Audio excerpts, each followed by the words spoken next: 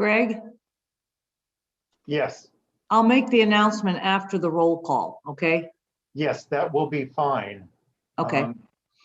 So I And you're think- live. And we're live? Okay, thank you.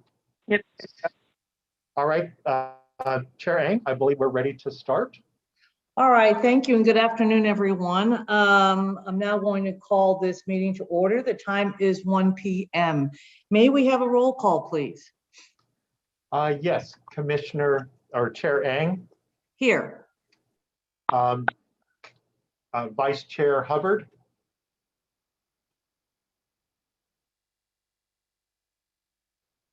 Vice Chair Hubbard.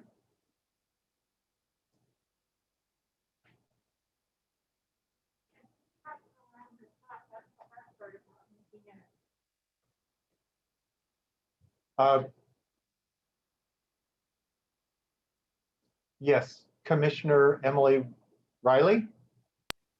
Here. Yes, Commissioner Andrew Song.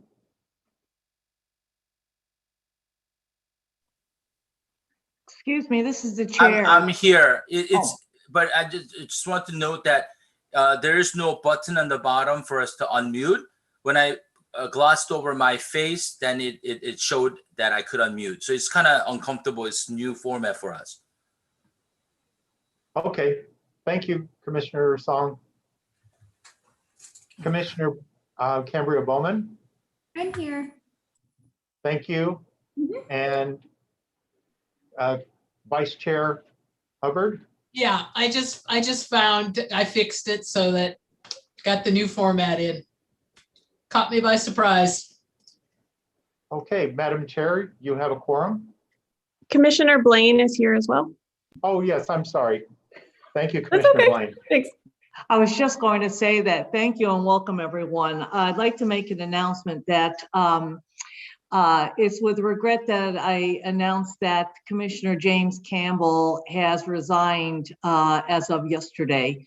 And he's going to be moving out of the area. So he is no longer with us, but on behalf of the entire commission and staff, we'd like to thank him for all of years of service on different commissions, especially on this one.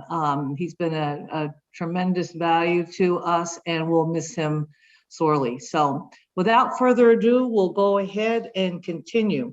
In terms of public comment, written comment is being accepted for both agendized and non-agendized items and should have been electronically submitted no later than 90 minutes prior to this meeting.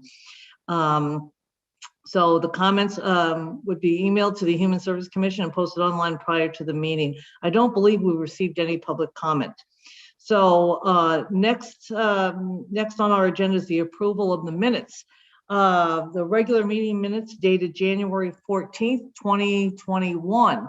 I'm now going to ask if any of the commissioners have any comments or any corrections to be made for the January 14th meeting minutes. I'm going to ask that you raise your hand now.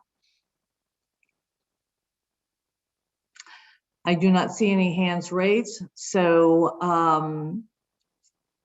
do I have a motion to approve the January 14th minutes? Motion to approve. This is Commissioner Song. Okay, thank you. Do I have a second? Yes, this is Commissioner Hubbard. Okay, thank you. Now do a roll call for approval. This is Chair Eng says yes. Vice Chair Hubbard, Yes. Commissioner Blaine, Yes. Commissioner Bowman, Yes. Commissioner Riley, Yes. and Commissioner Song. Yes. All right, those meeting minutes are approved. Next meeting minutes to approve are the ones from our January 22nd, 2021 meeting. Do I see anyone raising a hand to make any comments or corrections?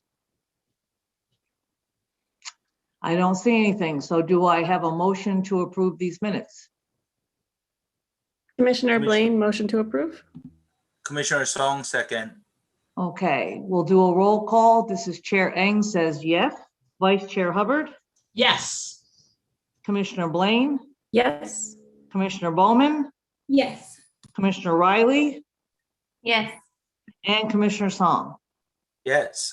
Those meeting minutes are approved. I just want to make a comment right now. I'm not seeing any hands being raised in the attendee list. Just one comment before we address that, Chair Eng. You said January 22nd. Oh, I Would you did. please- I'm sorry. It's Yeah, just January please- 21st. Thank you for that clarification. Okay. Okay, I just saw Vice Chair Hubbard's hand go up, so I know hers is working. Okay. Yeah, it's working. I just didn't use it. Sorry. Okay, all right. I'm now seeing everybody testing it out, so I believe that everyone can raise their hand. Great. Okay. All right, so moving right on. Okay, the regular agenda, regular meeting agenda. Our first up is the fiscal year 21-22 CDBG Home Scottsdale Cares General Funds Endowment Fund Proposal Video Presentations. So Irma Hollenby, the Community Assistance Office Manager, will share the fiscal year 21-22 CDBG Home Scottsdale Cares General Funds Endowment Fund Proposal Video Submissions. Okay, take it away. Well, thank you. Let me figure out how to share my screen.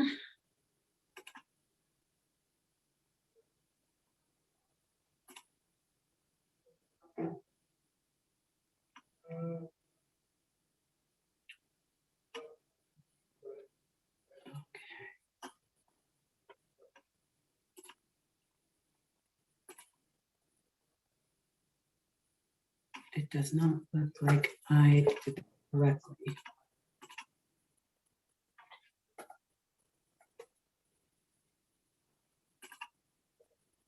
I think we're seeing it right now with all the cacti. Yes, and that's not the screen I intended you to see. Okay. Okay, Sorry. that's all right.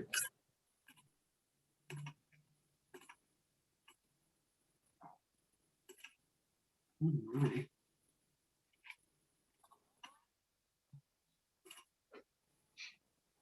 Thank you for coming to my, I can't seem to get this one back up. So while we're getting ready, I just want to remind everyone that this is strictly the presentations for all the areas. And on Thursday, we'll be addressing the questions to all of the participants. So only raise your hand if there's something that we missed, or I'm guessing if we have to rewind a bit. Okay. We can see that, Irma. Excellent, thank you. You're welcome. It does not look like it went to the next slide, does it? Okay. Well, Chair and Commissioners, Director Bastian, good afternoon, and thank you for your time today again to view the video presentation submitted by fiscal year 21-22 community development funding applicants. I'm Irma Hollenby, as mentioned earlier, and joining me today is Chad Booker, and we will be leading you through this year's video presentations. As always, we appreciate you taking the time out of your busy schedules to be here with us to carry out this very important work. And so let's go ahead and get to it.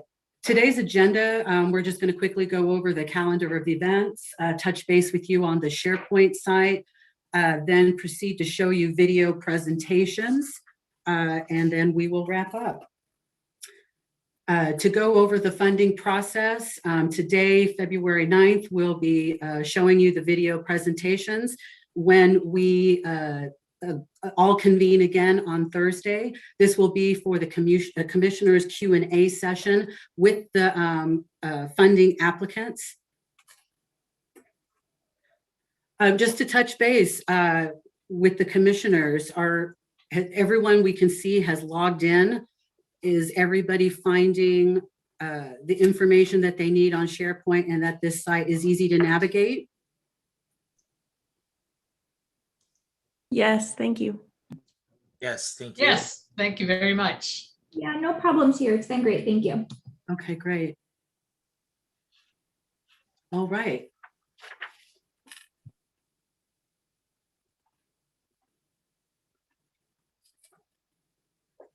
So the video presentation looks like I went up too far. The video presentations for today have been broken up into two groupings.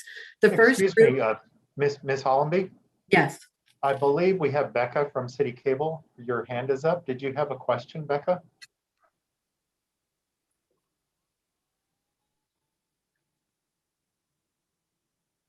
Sorry, that was from earlier when I was trying to get someone to unmute me. Thank you. I'll take it down. Oh, thank you. All right, so we have broken up the viewing into two groupings today. The first group is going to be the CDBG and home fund applicants. These video presentations for the first grouping will be about 45 minutes. There will be about a 20-second break in between each video unless you ask us to pause. And by the way, each video we have asked the applicants to make about 3 minutes long. The second group will consist of Scottsdale Cares, General Fund, and Endowment Fund applicants. Because the second grouping is so much bigger, we'll have a break at the halfway point of these presentations. And just for your information, 2 of the video presentations that were submitted late and they will not be shown today. And one video that was submitted to us exceeded its length. So we will only be showing about the first 3 minutes of their video. So these are the videos that you are about to watch for the CDBG Public Services.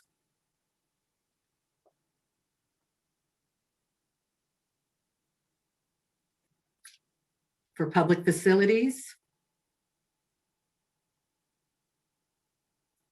And for home. And without further ado, I will turn this over to Chad to take us through the videos. Thank you, Irma. Commissioner Ang, or Chair Ang, Vice Chair Hubbard, and Commissioners, we will start the video starting with the CDBG Public Services, as Irma stated. Just be mindful, some of the videos, the volume is a little bit different, varying the videos, so just keep that in mind. You might have to adjust your volume to accommodate. I'll start the videos. At any time you need a video to be stopped, I can. There will be the 20-second breaks in between. So share my screen and we'll get started.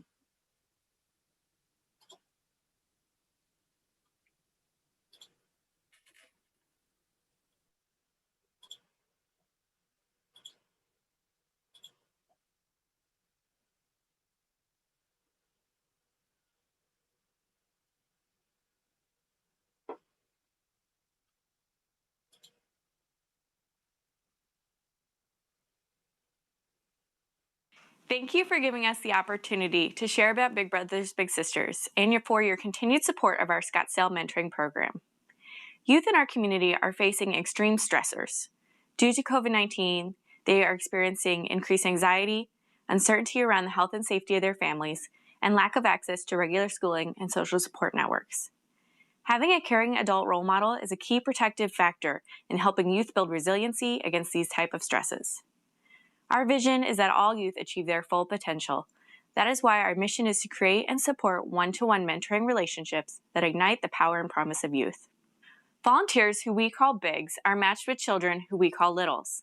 In our community-based program, Bigs meet with their Littles 2 to 4 times per month, either virtually or in person. No matter how they meet, the important part is just being a consistent influence on the child's life. Our Littles range in age from 6 to 18 and are facing some type of adversity in their lives. When youth lack positive adult role models and guidance, they are far more likely to experience a vast array of challenges and negative experiences as they grow up, and to suffer worse outcomes in health, education, employment, and success in adulthood. Each child in our program has their own unique story and can benefit from having a relationship with a caring adult mentor. Even in a more affluent community like Scottsdale, many children still struggle without those close relationships in their lives. They may have parents battling alcohol or substance abuse disorders, or they may have experienced divorce or loss in their families. Some have parents with demanding careers that leave little time left over for family.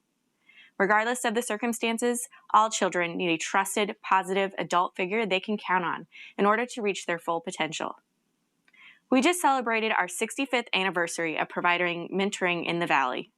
As one of the largest affiliates of Big Brothers Big Sisters of America, we are part of a long and trusted network of youth-serving organizations. In 2020, we served over 100 youth in Scottsdale, and with the support of this grant, we hope to serve 45 more through our community-based program. In addition to building resiliency, our program outcomes have shown that youth matched with a mentor are less likely to skip school, use drugs or alcohol, and show an increase in self-esteem. Our program also provides referrals for wraparound services to help our littles and their families find access to food banks, housing, and tutoring services. Our Scottsdale Mentoring Program is a vital community service, providing crucially needed youth development programming for low to moderate income residents. We know the impact of mentoring is profound and changes the child's life, causing a ripple effect on the child's family, school, and community. With the support of individual donors, special events, and partners like the City of Scottsdale, we can continue to provide the programs, guidance, and resources needed to ignite the potential of youth in our community. Thank you.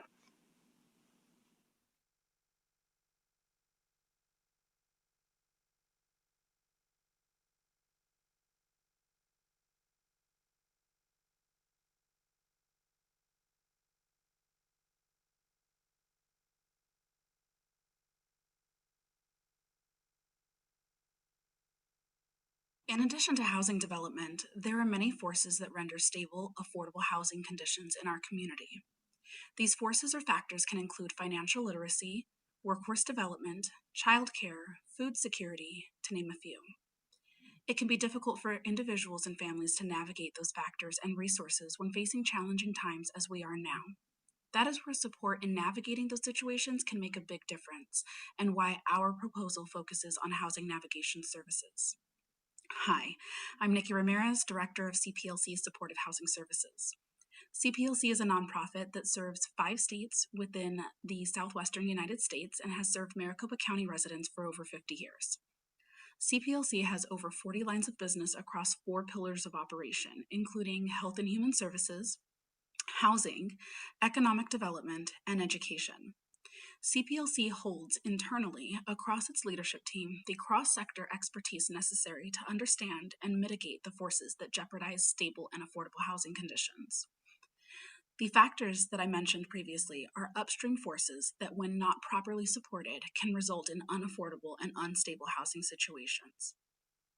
In order to prevent housing instability at the earliest time possible, we must work to support the entire household with a full understanding of their needs, not just a current pending eviction or episode of homelessness, or their needs in support for their housing search process. The proposed program will provide a housing navigator to work with the Scottsdale Community Assistance Office, Paiute Neighborhood Center, and Vistadel Community Center teams. This housing navigator will provide resource coordination and housing-based case management services to support housing stability for 45 very low to moderate income individuals and families who are City of Scottsdale residents. The housing navigator will provide 6 to 10 sessions of brief housing-based case management to each household served. We will cover multiple areas, including determining eligibility and intake, assessment of the household and their needs throughout the social determinants of health, development of an individual housing plan, implementation and monitoring of that individual housing plan, and evaluation of client outcomes. We will provide clients with information and referrals to service providers able to assist with their needs and help navigate the process. We feel that housing navigation services assist in focusing upstream on the forces that render housing to be stable and affordable, and that with this approach, we will help existing Scottsdale residents who are experiencing housing instability to prevent episodes of homelessness.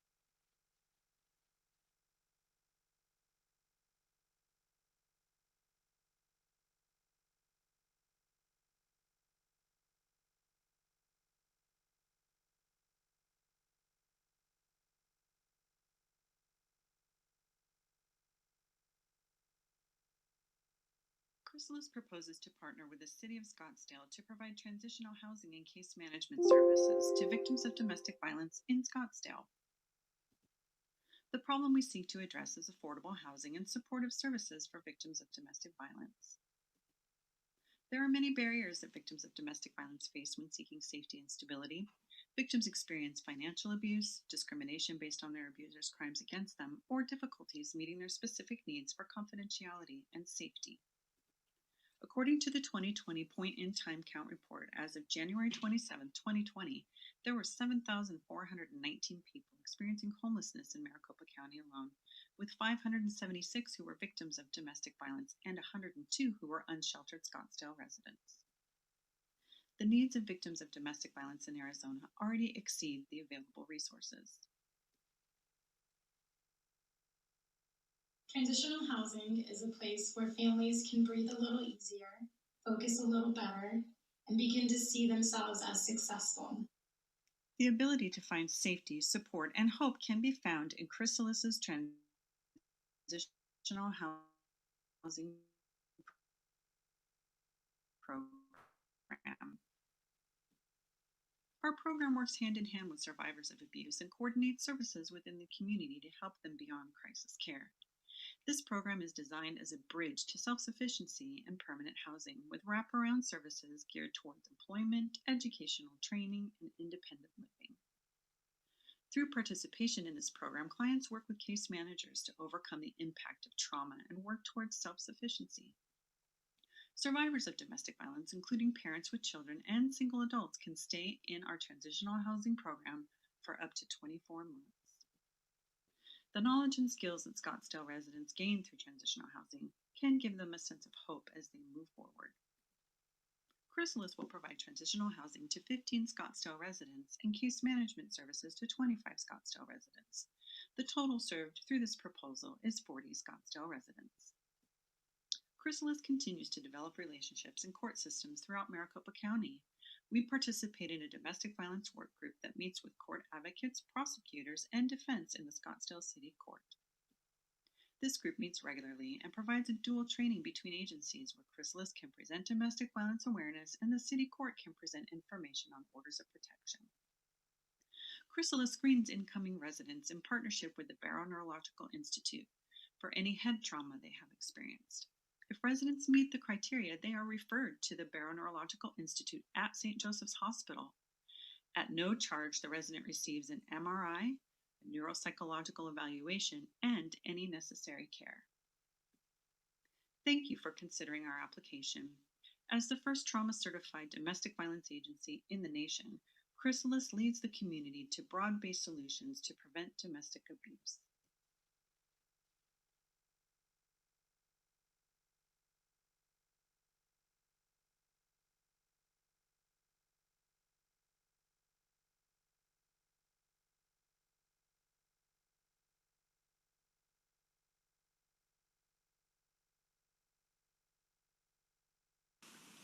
My name is Ted Taylor. I am the Executive Director of Family. That we are the only one providing shelter for families in community instead of being site-based. Site-based means that those traditional shelters deliver shelter in a large building, for example, where everybody eats in those buildings. But we instead shuttle our families every night to hosting congregations across the valley, who become our partners, providing all the food and the lodging for these families that we serve. The key to that network functioning is the managing program director. She oversees a large network of community partners. When we started 11 years ago in South Scottsdale, we had only 13 partners. Today, we have over 50 partners delivering this type of shelter. Why is this shelter so important? First, it's a much lower cost to provide shelter for families. In this particular case, an average traditional shelter costs about $16,000 to deliver shelter and takes about 120 days per family to graduate them. In Family Promise, we average less than $5,000 a family, and our average stay is only 43 days. And we are successful in that shelter, graduating them back into sustainable housing about 70% of the time over the 20 years we've been doing this. So the managing program director is key to making this whole system work throughout the valley. So I want to share with you quickly the pain of a child that comes into Family Promise. I've been privileged to be at the table with many children and their parents when they come in. You can see the pain or the fear in their eyes. If it's teenagers, you can see the humiliation in their eyes to come into shelter. That first day, they don't know what's going to happen. We deliver them to a hosting congregation in the evening, and it takes about 2 or 3 days for those kids to absolutely transform. I'm reminded of many parents who have said to me they could handle shelter themselves, but they can't handle the thought of their children homeless. So if you want to heal a family, you have to heal the children first. So today, I'm asking for your help. In this CDBG grant, I'm hoping you'll again partner with us on a 50% match of this program management director, that you would be able to help us rescue another 120 families in South Scottsdale, that we can return them back into sustainable housing. You have been our partner over the last 11 years, and I hope you'll partner again with us this year. Thank you.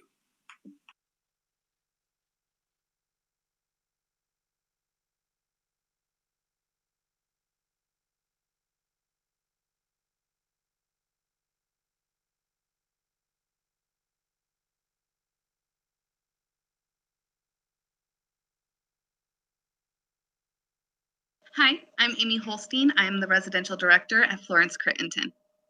Hello, I'm Erin Garcia. I manage operations at Florence Crittenton. I'm Cody James, program manager at Girls Ranch in Scottsdale. The problem that we are addressing can really be seen through the eyes of a young girl in our care, Serenity. Our proposal is to be able to support more youth just like her within our community. In talking to Serenity, she describes her life thus far as a bad drug story. At the age of 12, she was given methamphetamines by an uncle, and she says, at 16 now, it feels good to be that person to share a story of change.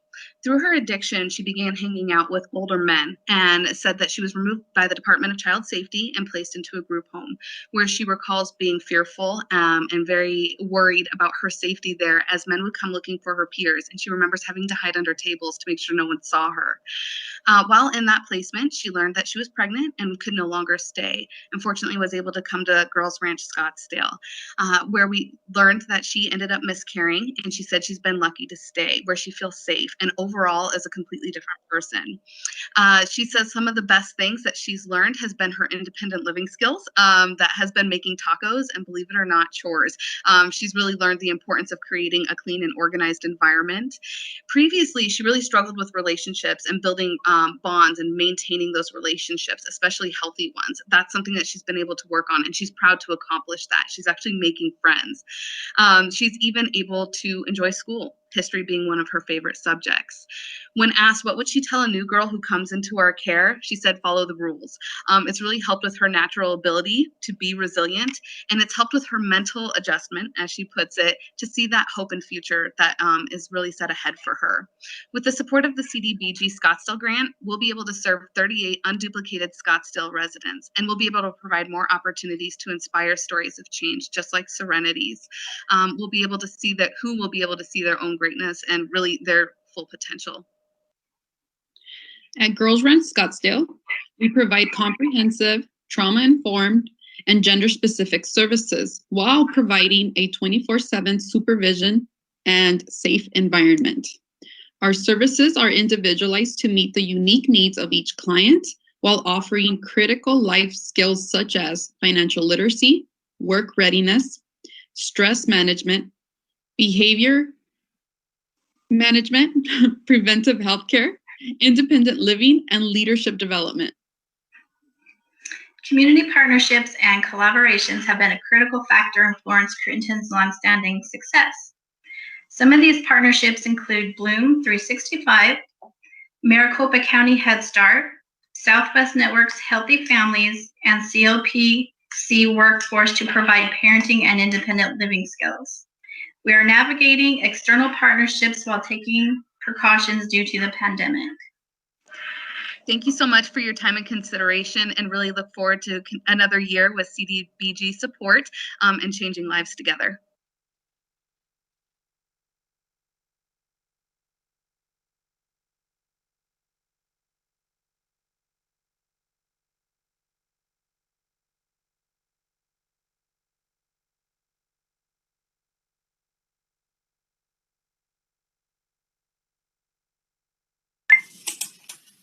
Good afternoon. My name is Whitney Silence, and I recently stepped into the CEO role of Homeward Bound after 7 years with the agency. The City of Scottsdale has been an important partner in creating pathways out of poverty for homeless families ready to make a change. As we look to the future, we know that our services are in need more than ever, and we look forward to rising to the occasion by being innovative and meeting families where they're at. Homeward Bound began with just one single-family home, and keeping up with the changing landscape, we learned that housing alone could not solve the issue of family homelessness. Now, Homeward Bound houses 120 families a year on our Thunderbird campus. To date this fiscal year, 7 of those are Scottsdale families. CDBG funds will provide one-on-one case management services to 5 Scottsdale families through our Integrated Family Services program.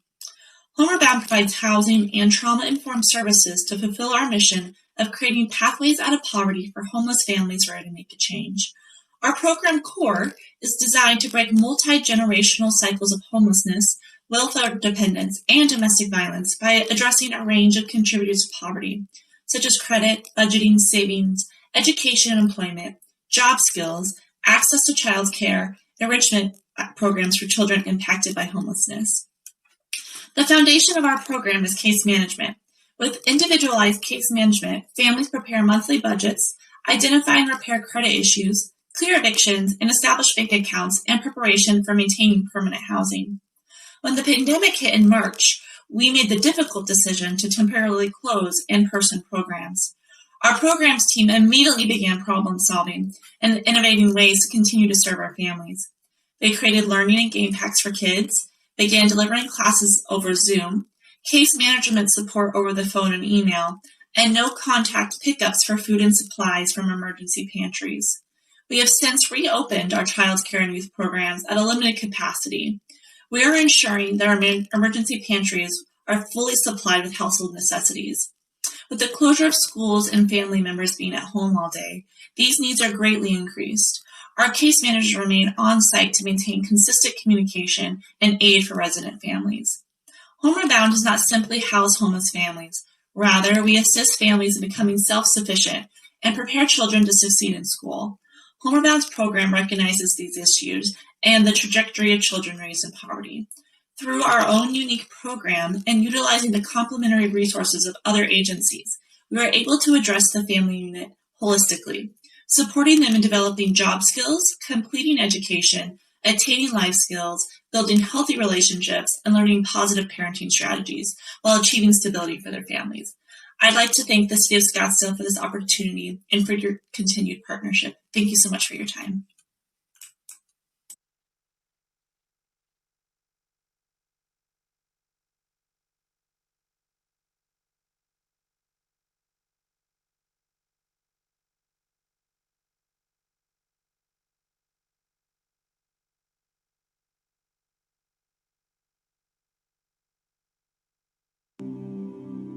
Here at the Phoenix Rescue Mission, we have the amazing privilege of being able to provide services to individuals who are experiencing homelessness here in the City of Scottsdale through our program of outreach and navigation. This program is designed and is implemented here in the city to be able to connect individuals who are experiencing homelessness and assist them through the different various social services that are out there for them. The bigger problem at hand is really the increasing number of homelessness here in the City of Scottsdale. There's been an uptick of numbers, and as of 2020's PIT count, point in time count, there is 102 individuals who are experiencing homelessness that day.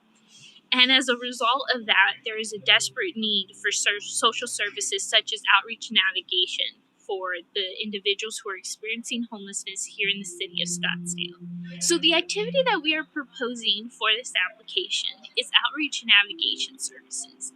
Outreach really is for us to go out to where they are.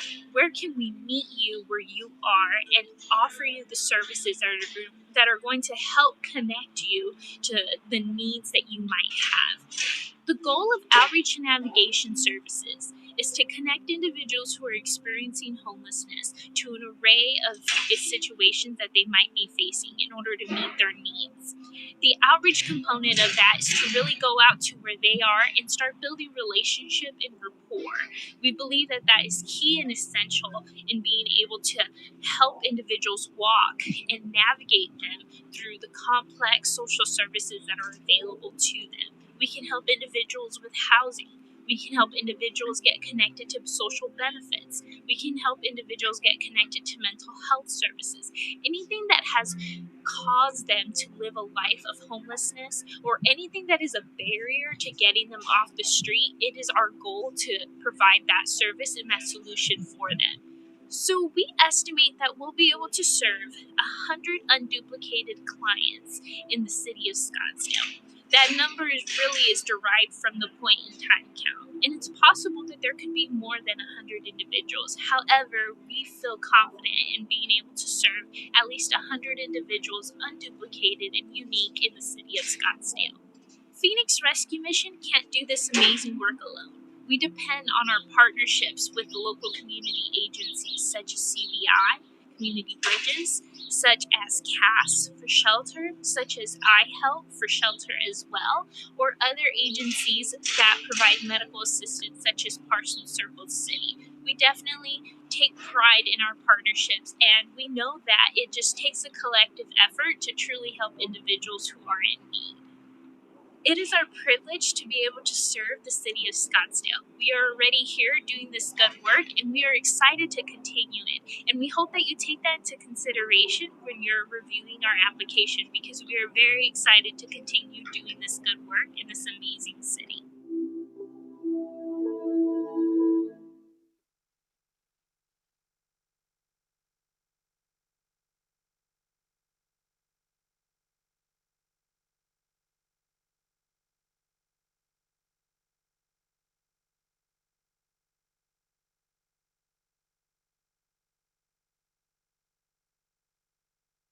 Family homelessness hurts. It derails lives, shatters hopes, and drains community resources. For more than 30 years, Save the Family Foundation has equipped families to address poverty, overcome homelessness, and achieve self-sufficiency. We are committed to offering a hand up rather than a handout to our families throughout the Valley. We seek continued CDBG funding to serve Scottsdale families who are experiencing homelessness. The typical Scottsdale family we serve is a single mother and 2 children. The majority report having survived domestic violence. Many come to us from the Family Promise Shelter Program. Save the Family seeks $21,600 in Scottsdale CDBG funding to help low-income families transition from homelessness to self-sufficiency, utilizing 3 key components: housing, case management, and supportive services.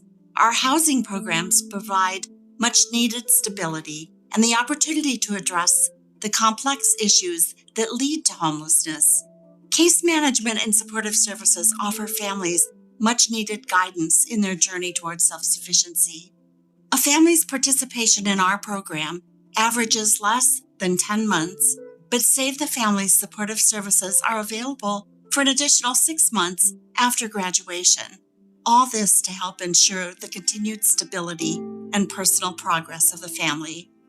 Over the course of the grant period, we will serve a minimum of 15 individuals residing in 5 or more families, all coming from Scottsdale. The grant funding will be used for a portion of personnel costs to exclusively serve Scottsdale families in our program.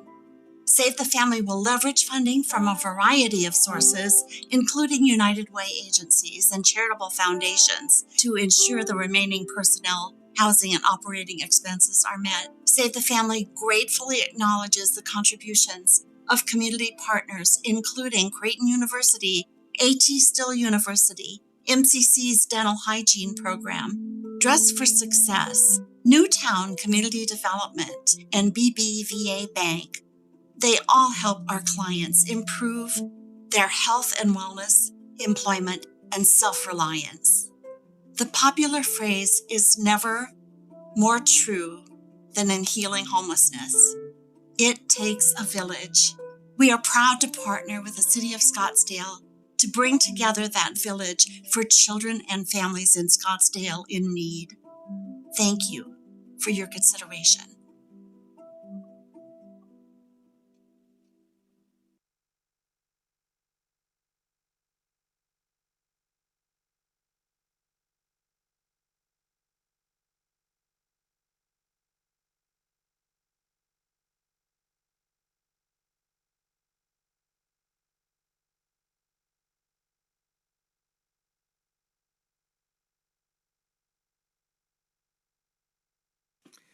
My name is Bruce Johnson. I'm speaking about the Scottsdale Presbyterian Church's new Faces Day Relief Center proposal, grant proposal. This is to provide a response to the increase in people experiencing homelessness within the city of Scottsdale. When you look at the entire East Valley, that group of the population has increased 127% over a 3-year period. Traditionally, Scottsdale has partnered with other municipalities in order to address that situation. Now that is untenable because all the other municipalities are also overwhelmed with requests for services. So this is an opportunity for us to try to do things in a Scottsdale way, partnering together public, private, nonprofit, and business groups together to address that issue. Our proposal is to have day relief centers operating 3 times a week from 11 a.m. to 7 p.m. on which 4 things would happen, hopefully to serve the needs of 150 unduplicated Scottsdale residents within that period of time. We provide for them 4 basic things: a place to rest, a meal, coordinated entries so they can see what other services are available for them, and a place to shower and get clean. In addition to those 4 basic services, we add other components as they become available, such as partnering with Circle the City for healthcare, or partnering with the Scottsdale Public Library for books and reading material and other intellectual stimulation through that venue. Right now we have 2 host sites, Scottsdale Presbyterian Church and First Southern Baptist Church in Scottsdale. We hope to have a 3rd host site, or plan to have a 3rd host site come online the first quarter of 2021, so that would be fully operational by the beginning of the fiscal year 2021-2022. We have other agencies that are involved in that, CBI doing behavioral health services, Phoenix Rescue Mission providing transportation to these rest sites. Circle the City is just beginning to do healthcare at one of those sites we have operational now. And Arizona Helping Hands has helped us in terms of getting solicitations of donations of clothing for the people experiencing homelessness. Other churches that have been involved so far include St. Pat's Catholic Community, Church of the Desert, and then we have discussions with Scottsdale Christian Church, Scottsdale Congregational Church, Paul Gilbert representing the Mormon community, and St. Daniel's Catholic community. We've been involved in training volunteers to do this thing for 10 years and have gotten different awards. So now it's moving from training, doing something of a program nature to address the same population group. I look forward to answering your questions. Thank you.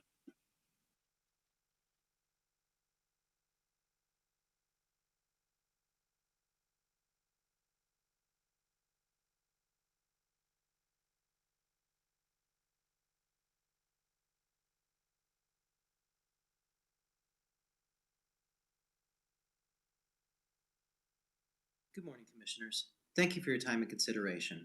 It's an honor to have this opportunity to speak with you all today. As you know, this year has been exceptionally hard on everyone, and nonprofits like ours are no exception. The pandemic was disastrous to our group-supported employment model. We were outside contractors going into employers' locations to provide vocational training. When the pandemic hit our community, our employment partners asked that we discontinue the program for safety reasons. Understandable. But what that did was take the choice away from the people we serve. This left our participants at a severe deficit on finances and options. I'd already been researching a new way to provide employment services called Employment First. Employment First has been utilized in other states, but never here in Arizona officially. What it does is address the act of obtaining a position first, then allows for the training to start once hired. I put together a proposal for vocational rehabilitation, and they liked the idea of bringing an Employment First model to the state so much, they decided to pilot the program with STARS. With Employment First, we are no longer a group-supported model. We work one-on-one with every participant. We start with a process called discovery, where we work with the individual to see what makes them tick. What are their interests, skills, experience, desires, supports, and availability? Then we work with that individual to gain the skills to job search. Skills like resume writing, interview taking, and elevator speeches. This helps our participants find jobs that speak to them, as opposed to giving them a menu of open positions, often which do not speak to that person's interests or desires. What this program does differently is it gives them choice. Once hired, we provide on-site task training to ensure they are meeting the expectations of their employer. We also work with that employer to create natural supports with the peers of that new employee. This allows STARS to start the fading process, providing less support over time until they are completely independent. In the old group-supported employment model, we would place 1 to 2 participants into independent positions a year on average. We are currently providing employment services to 17 Scottsdale residents. Of those, I am happy to say 13 have been hired by employers and are on their way to complete independence. Because of this high rate of placement, STARS Employment First program is getting recognized for its innovation and is moving from the pilot phase to signing an MOU with the state very soon, making STARS the first provider to utilize this style of programming in the state of Arizona. The money we are asking for today will be spent on staffing, management, and technology for the program. As always, I thank you for your time and consideration. Thank you, and have a good day.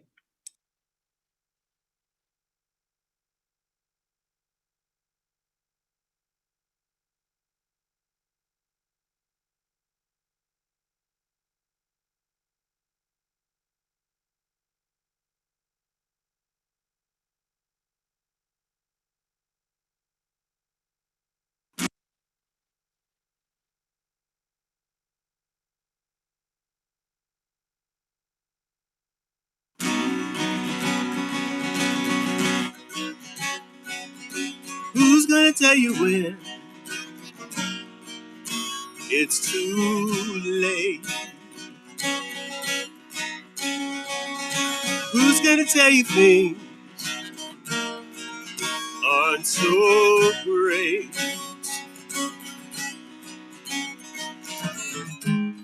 Can't go on thinking nothing's wrong. Who's gonna take you home tonight? Who's gonna pick you up when you fall? Who's gonna hang it up when you call? And who's gonna pay attention to your dreams? Who's gonna plug your ears when you scream? My name is Cleo Lewis, and I'm all of about 64, getting ready to turn 65. You're homeless and hopeless at the same time. You don't feel it until things slow down. You don't feel how easy it is for you just to say, you know, I'll just walk out into the middle of the street and whatever happens, happens because no one cares. And I remember going into a small church in my neighborhood and saying, I really need some help. And they knew I was a veteran, and they said, go down to the VA. And the VA said, you need to go to CAS. And CAS being Central Arizona Shelter Services, I went to CAS. At CAS, all the wraparound services they have, I was able to fill out my VA pension documentation. I was able to go to a budgeting class to learn how to handle finances. It was like the experience of taking a deep breath and holding it for 15 years, finally being able to exhale.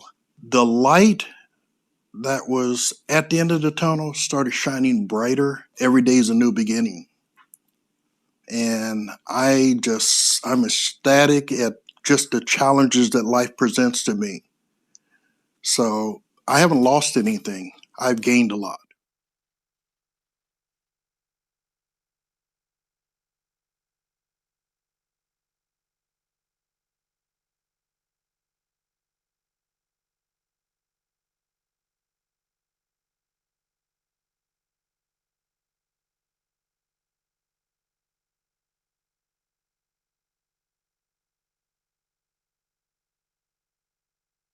Families in our community are finding themselves priced out of safe and stable housing. The City of Scottsdale Home Investment Partnership Grant will help us meet the growing need for affordable housing for families across the East Valley. This Home Investment Partnership Grant of $321,485 will fund the acquisition and rehabilitation of one single-family unit within Scottsdale. In 1992, the Affordable Rental Movement, also referred as ARM, was incorporated as a separate but affiliate nonprofit entity of Save the Family Foundation. ARM's purpose is to develop affordable housing for low-income families. The lack of affordable housing for low-income families has gotten worse in recent years. The National Low-Income Housing Coalition warns that in Arizona, there is only one affordable unit for every 4 extremely low-income families seeking housing. Scottsdale is not immune from this widespread crisis. There are more than 1,000 families on ARM's waiting list, with more than 100 Scottsdale families among them. ARM has partnered with the City of Scottsdale since 2001 in order to increase the stock of affordable housing. ARM currently owns 17 single-family units in Scottsdale, serving over 50 individuals. Overall, ARM currently provides 148 housing units across the East Valley. We offer nearly 500 individuals with below-market rental homes so that low-income and formerly homeless families are able to stabilize and maintain a self-sufficient lifestyle. ARM targets its residential housing units to low-income households earning below 60% of area median income. However, more than half of ARM's households are considered extremely low income. This past year, 57% of ARM's tenants earned below 50% of the area median income. In addition to high-quality affordable housing, ARM's tenants are offered a range of supportive services through ARM's partnership with Save the Family. Save the Family's on-site Families, Adults, and Children Empowerment program provides supportive services such as job seeking and career advancement training, classes on parenting, budgeting, and more. Children's services focus on academic support, assistance with sports, music, or arts-related activities, or just letting kids be kids. The support from City of Scottsdale will make a tangible difference for families this year and in years ahead. Thank you for this consideration.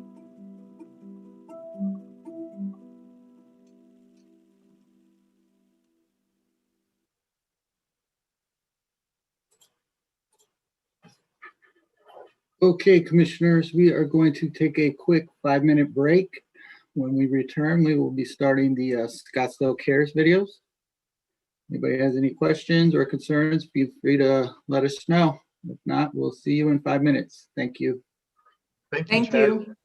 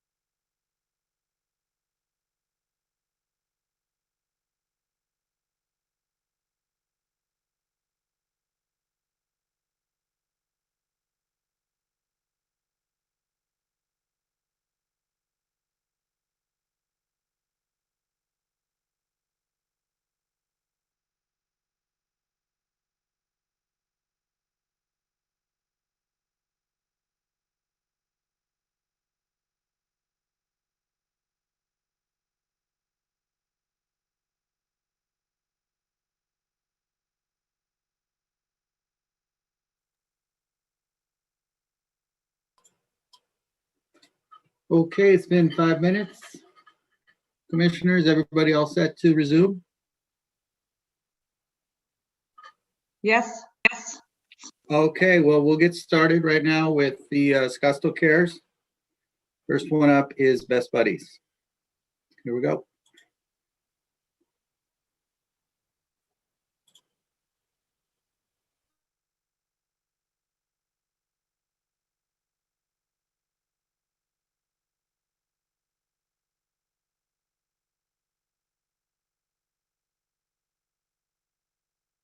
Hello, I'm Lisa Cleary, State Director for Best Buddies here in Arizona, and I'm thrilled to tell you more about Best Buddies and our Scottsdale Inclusion Project. Best Buddies is a nonprofit organization dedicated to establishing a global volunteer movement that creates opportunities for one-to-one friendships, integrated employment, leadership development, and inclusive living for youth and adults with intellectual and developmental disabilities, or IDD. We are requesting $10,000 in Scottsdale Cares funds to support the Best Buddies Scottsdale Inclusion Project. Students with IDD experience social and physical barriers that prevent meaningful social interactions with their peers.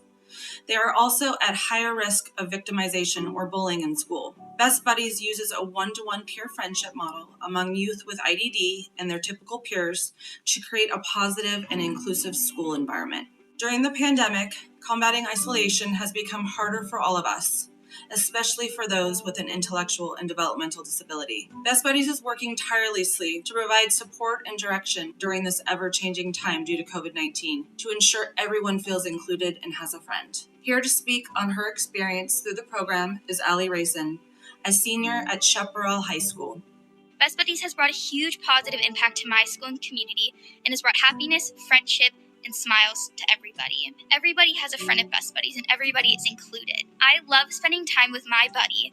Whether it's going and getting ice cream or playing games or watching movies, we always have so much fun and smiles on our faces. Here in the city of Scottsdale, we have our Best Buddies Friendship Program at Chaparral High School and Cochise Elementary School, with plans to expand into more Scottsdale schools. With funds through Scottsdale Cares, we will serve 86 Scottsdale students and residents with and without IDD. We will support 13 one-to-one friendships between students with IDD and typical peers, provide leadership training for 4 student leaders, and engage these students during the school year through 36 inclusive virtual and in-person group activities for students with IDD and their typical peers. Our active elementary school chapters feed into our middle and high school chapters, creating a constant environment where people with IDD are successfully integrated into the social fabric of their campus and community. All of our chapters exist in collaboration with and full support of the school faculty and administration.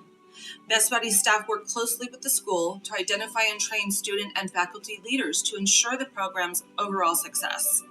Once student and faculty leaders are trained, Best Buddies provides ongoing guidance and support to ensure the chapter's success throughout the school year. On behalf of the Best Buddies staff, advisory board, and participants, we thank you for this opportunity. We hope to partner with the City of Scottsdale and continue to bring inclusion to Scottsdale schools and communities.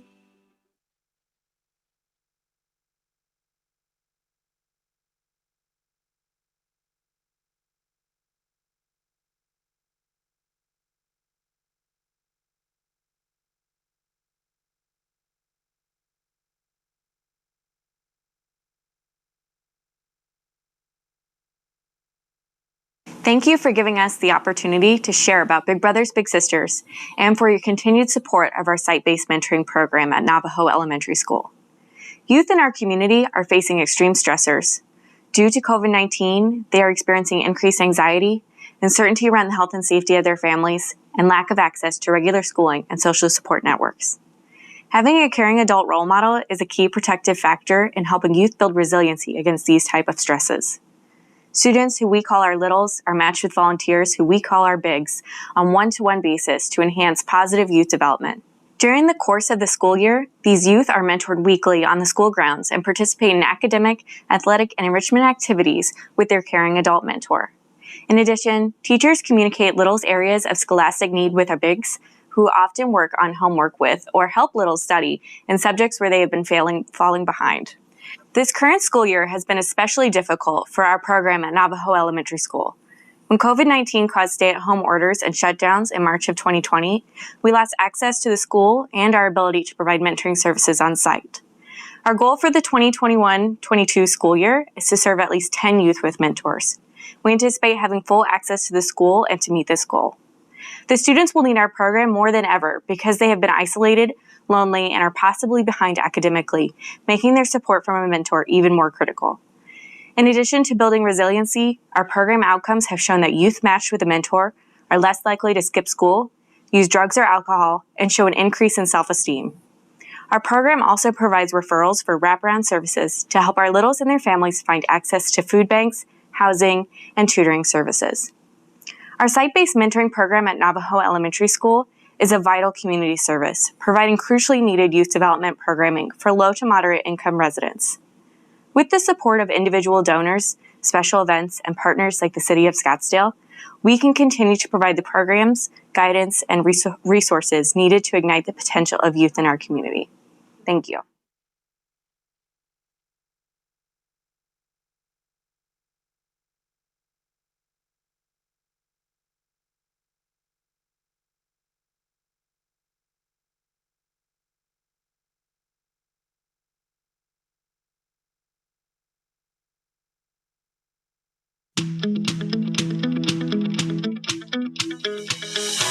You'll see in their eyes the loneliness, the fear, the sadness.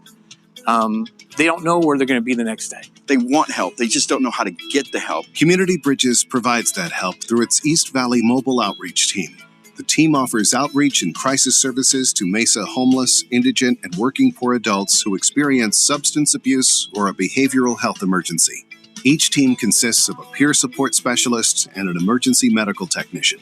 We're out there all day, every day, rain or shine. The mobile outreach team helps Mesa Police and Fire by taking on the job of assessing and triaging people on the streets who are incapacitated due to substance abuse or other mental health conditions. Some of the services that we provide is a medical assessment, and that is to make sure that they're safe to go back to our facilities, and we'll get them off the streets and to our crisis facility to get them help. And that's what I try and do, is just sit and get to know them a little bit.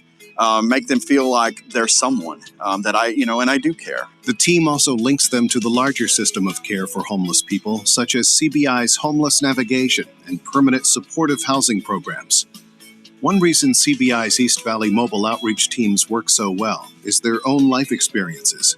I myself have been in recovery too, so it allows me to relate more with our clients as far as to what they're going through. I can share my experience, strength, and hope with them to try and give them some words of encouragement as to how that their life is possible to be changed. Peer support specialists spend at least a year working on their recovery and more than 100 hours training to support patients as they go through Community Bridges' system of care.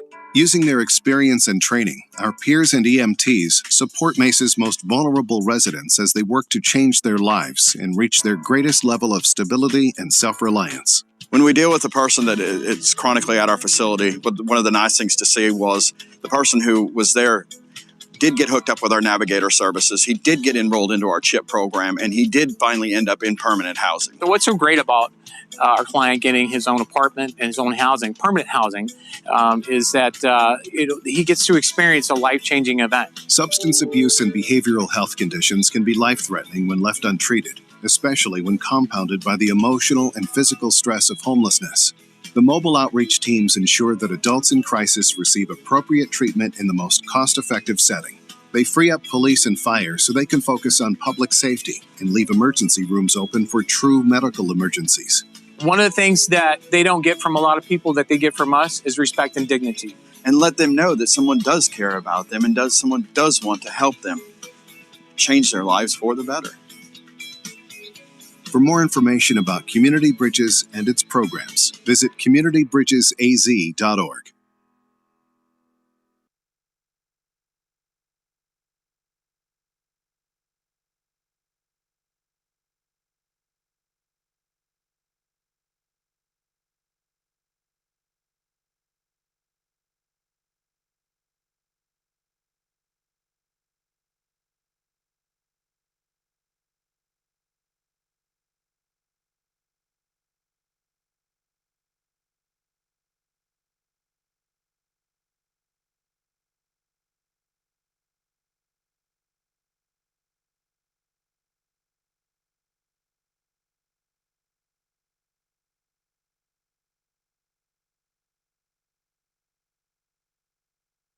is Kathy Kaplan, and I am the Managing Program Director for Family Promise, and today I welcome you to our Earl Day Center.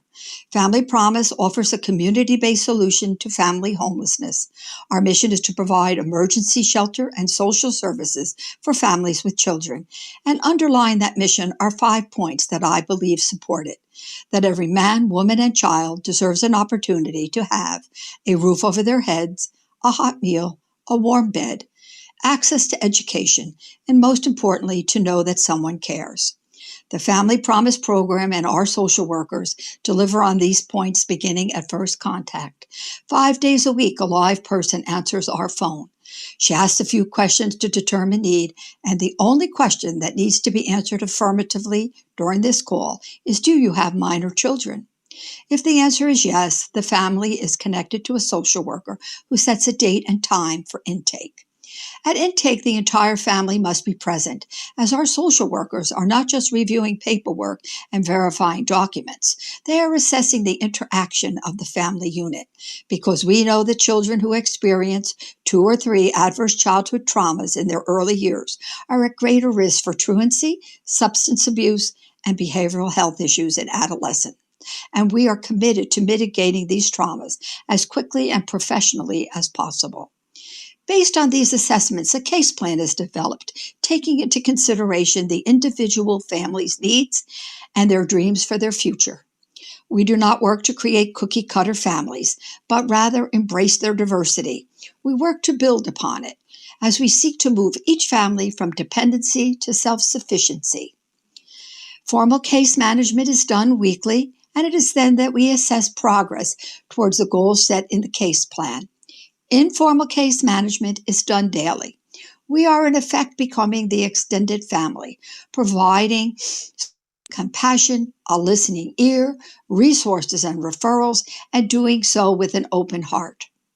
Today, I am respectfully requesting matching funding for our Earl Day Center social worker in the amount of $30,960. Wraparound services delivered by a well-trained, dedicated, and experienced social worker are synonymous with success, and when coupled with follow-up after graduation at the 3rd, 6th, and 12th month, help to ensure that our families remain housed and healthy, and that if a bump in the road has popped up, that we are able to help them address it before they fall back into a pattern of homelessness. Together, we can make a difference in the lives of these families. We can build a more vibrant and successful community.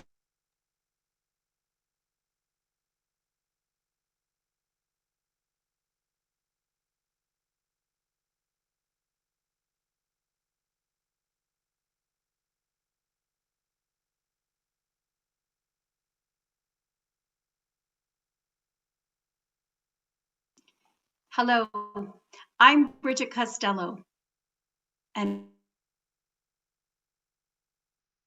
I'm the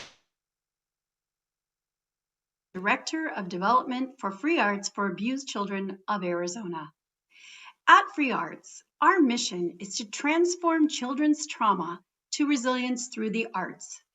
We are requesting funds to support 2 programs for children living in foster care group homes and residential treatment facilities in Scottsdale. Florence Crittenton Girls Ranch, a residential group home, and Devereaux, Arizona, which serves children with significant behavioral and emotional challenges. Free Arts designs our programs to help the children we work with feel safe, practice self-expression, build coping skills, develop self-efficacy, and ultimately find hope and resilience. 75 Scottsdale residents will be served in our virtual weekly mentor program, and 200 residents will be served with our Free Arts take-home projects. The children we serve have been traumatized due to physical and/or sexual abuse and neglect. According to the U.S. Department of Health and Human Services, these children suffer from impaired brain development, resulting in cognitive, language, and academic disabilities, poor mental and emotional health, such as depression, anxiety, suicide attempts, panic disorders, dissociative disorders, anger, PTSD, and reactive attachment disorder. They also experience criminality. Free Arts Programs delivers trauma-informed art curriculum combined with mentorship to build resilience. The research cited below explains why our programs work. A report by the National Scientific Council on the Developing Child outlines key methods to build resilience in children who have faced adversity and toxic stress, including the presence of at least one safe, stable adult relationships, opportunities to engage in positive experiences, and building skills to help manage stress. Our program's success can be measured by the successes of our alumni. One recent alum is teaching spoken word at the Phoenix Union School District. Another recent graduate of Grand Canyon State University is now employed at one of our partner facilities. And another alum still actively involved in our programs is attending Arizona State University and was named a 2020 Nina Mason Pulliam Legacy Scholar. Thank you sincerely for your consideration of this request to help 75 Scottsdale children turn their trauma into resilience through the artistic programs Free Arts provides. Please feel free to reach out to us if you have any questions. And again, thank you sincerely for your consideration.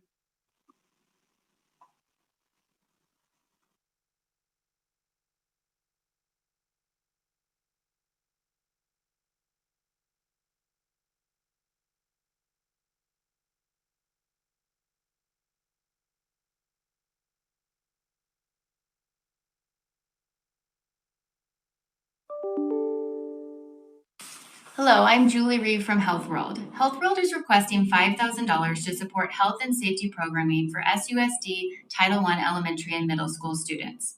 Delivered through our annual health education event, Keeping Your Health on Track, and our library of digital classroom lessons. We are addressing two challenges. The first, low levels of health literacy, especially in underserved communities. And the second, teachers' hesitancy to teaching health lessons in the classroom.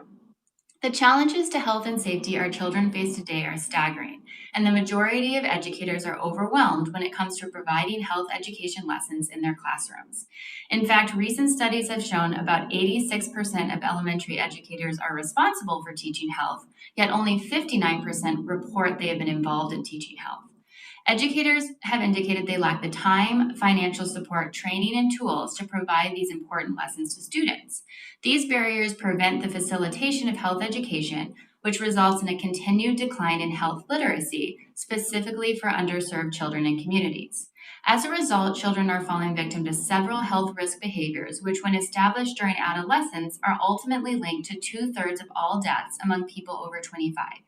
These health risk behaviors, which are expected to quadruple by 2030, include alcohol, nutrition, smoking, and drug use, to name a few. Our solution includes providing engaging, age-appropriate health lessons to SUSD Title I students through our Keeping Your Health on Track event and digital health programs.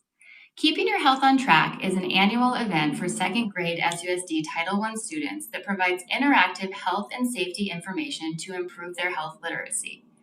During the event, Health World educators and event instructors conduct lessons on the following topics: water and sun safety, nutrition and exercise, dental health, transportation safety, tolerance and diversity, mindfulness, tobacco and vaping prevention, and fire safety.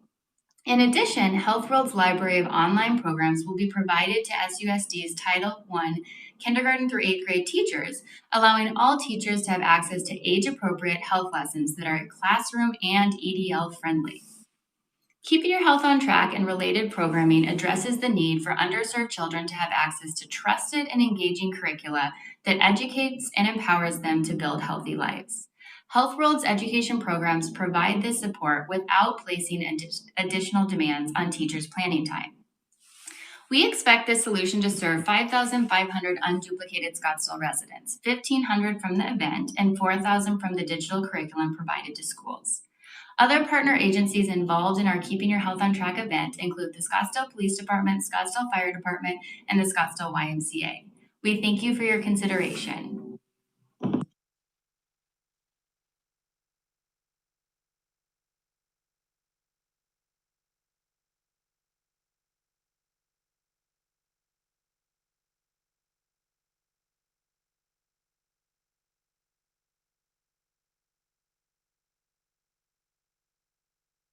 afternoon. I'm Melissa Robinson, Director of Impact at Homeward Bound.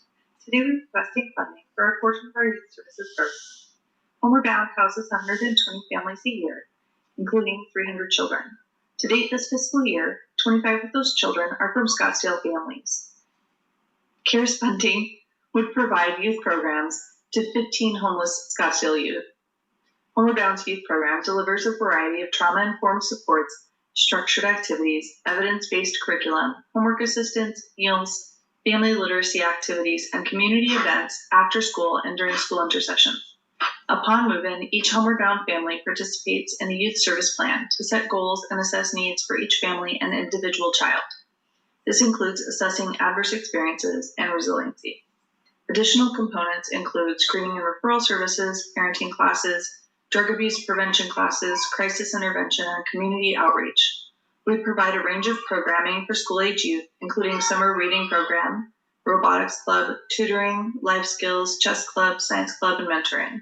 Much of this programming is facilitated by our youth services team and through collaborations with partners and volunteers, including Free Arts, Girl Scouts, Future for Kids, Child Crisis Arizona, and Eve's Place. The goal of this program is to facilitate the improvement of intra and interpersonal competencies for Homeward Bound youth through social emotional learning interventions that promote positive youth development in order for them to decrease their risk of homelessness as adults. The Positive Youth Development Framework engages youth along with their families and communities so that youth are empowered to reach their full potential. This approach builds assets, skills, competencies, fosters healthy relationships, strengthens the environment, and transforms systems. Homeward Bound utilizes this framework to accommodate the unique needs of our youth, who have a number of adverse experiences, including poverty, homelessness, and domestic violence. In March, we made the difficult decision to temporarily close in-person programs. Our programs team immediately began problem solving and innovating new ways to continue to serve our families.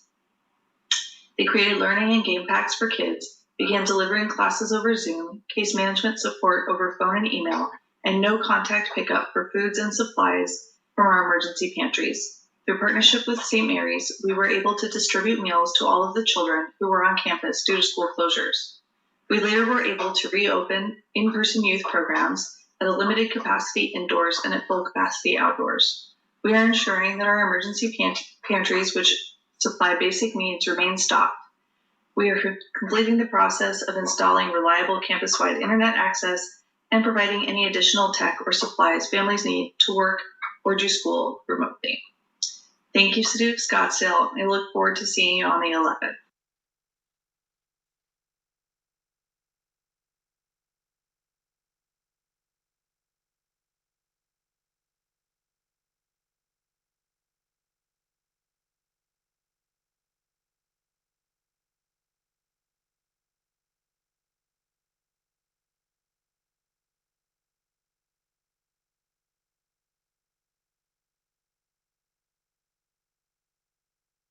Good afternoon, members of the Human Services Commission.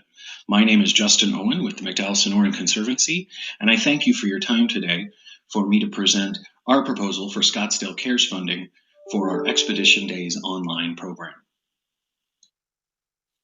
The problem that we are addressing is the critical need that Scottsdale science teachers are facing in preparing curriculum for students in both an online learning environment and those learning in person. Recent data from Scottsdale Unified shows that 30% of the students at their 7 Title I schools transferred to Scottsdale Online Learning, which is online only, and the remaining 70% remain in the hybrid model, with half in enhanced distance learning from home and the other half in class. Our solution is transitioning our Expedition Days in-person learning model to a fun and engaging learning opportunity. This will allow students to be able to access the content no matter if they're at home or in class with the teachers alongside with them. As well, it supports teachers by providing them with training in the teaching of STEM concepts and content, and supplements Arizona science standards. So it's not additional programming outside of what the teachers are already needing to teach. It complements what they already need to include in their curriculum.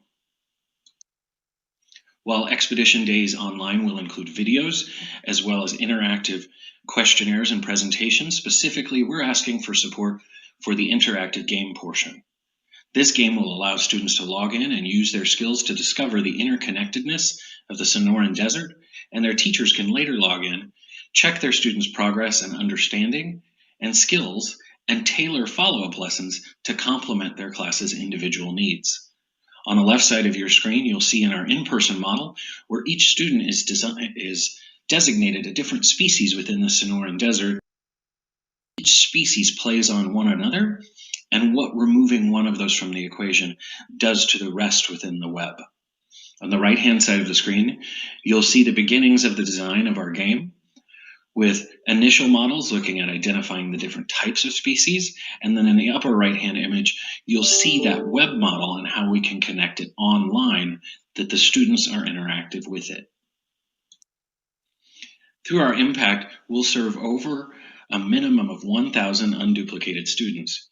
We do say a minimum because this program will be offered free of charge and is available online to have the opportunity to reach so many more students that it can become available to. For our first year, this year, the interest level is already at over 1,300 students, and the program is less than a month away. You'll see through the statistics on your screen that this model has proven to increase the students' engagement in wanting to protect the Sonoran Desert and interest in science. Our partners include local wildlife organizations and universities to make sure that our videos remain engaging and fun for students of all ages. With that, I am here today to answer any questions.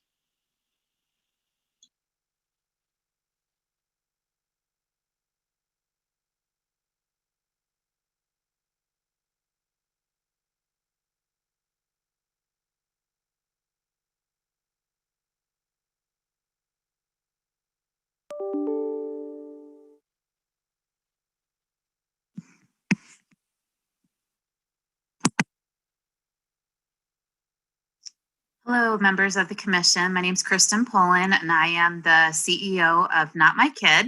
Not My Kid is an organization that's been around for 20 years. It was born and bred in Scottsdale. It's in our 20th year of service, and what a year it has been. I come to you today to appeal, as I know many are, to a support service that is so desperately needed on the heels of a pandemic that we now are realizing is a long haul effort to take care of public health, but also mental health and other things that were of great need even before the arrival of a global pandemic. The proposal that you have in front of you today is an application that we put together requesting $11,000 to take care of a wonderful program that's already had some great success called Building Resilient Scottsdale Youth. This is for solely a topic of mental health, something that is so near and dear to our heart as we have partnered with the schools. 75,000 teens a year see us through general prevention programs, but during the pandemic, the organization made a huge pivot and started to work towards being more for families. As we saw an epidemic of mental health struggle come for all ages, but particularly youth who are isolated and disconnected from schools. So what we'd hope to do is have a program sponsored by Scottsdale Cares that brings 24 support groups a year to at least 150 youth, offered 2 times a month virtually and in person when it's safe to do so. And we are already starting to do that with our counseling services, and offer 4 large mental health webinars to continue to raise awareness with parents on resilience and how to deal with navigating the pandemic and for children that might be exhibiting warning signs of mental health struggle. What we think would be so vital is making sure we have a service where kids aren't falling through the cracks and desperately need connection, support, guidance from our trained clinicians and peer support specialists to be able to figure out what they can do to live healthy, know it's okay to ask and reach out for help, and get connected to a higher level of care if that's also needed. This is something we truly hope that you will get behind. In the past, we've asked for program-funded projects around early intervention. what we're asking from you now is, we know these kids are already screened into identified help, and the waiting lists are profound. This is the single greatest thing that I want to leave with you tonight, is every single family that we've reached, and my time is up, has been around 4 to 6 weeks. This would help us create service and support now. Thank you. We look forward to the Q&A and wish you well. And thank you so much for all you do for our Scottsdale community. Take care.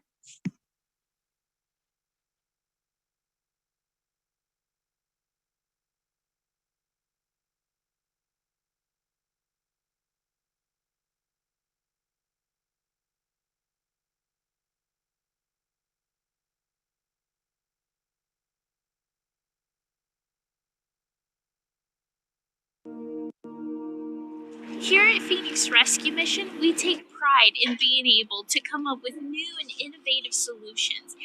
One of those solutions is Scottsdale Works. With the uptick in individuals experiencing homelessness here in the city of Scottsdale, we really try to look for different and new opportunities, and one of those being Scottsdale Works. Scottsdale Works as a program service focuses on serving individuals who are experiencing homelessness and day labor opportunities. What that looks like is we go out into the community and we sign individuals up who are experiencing homelessness to come out and earn a honest wage with us. Through coming and earning an honest wage with us through a day labor program, we also connect them to other types of services in order to be able to meet their underlying issues of homelessness. The Scottsdale Works program focuses on engaging individuals who are experiencing homelessness and connects them to day labor opportunities. Those day labor opportunities within the city of Scottsdale is through the Brick by Brick program. So individuals are taught how to make brick in order to be able to use that brick for city beautification projects. While individuals are here working with us, we also take that opportunity to be able to build rapport with those people and connect them to services. A lot of individuals might be resistant to services, so by them coming out and spending some time with us and earning an honest wage, we work to break down the barriers of homelessness in their life and be able to offer solutions that best fit their needs. Phoenix Rescue Mission anticipates to serve 100 unduplicated individuals in the city of Scottsdale through our Scottsdale Works program. However, individuals can participate in the program more than once, and we do allow people to participate in order to be able to build rapport with individuals and in order to be able to help them with some of the underlying issues that they are experiencing. The City of Scottsdale in this program is one of our biggest partners because we work with them to be able to do our Brick by Brick program and be able to provide brick for beautification projects across the city.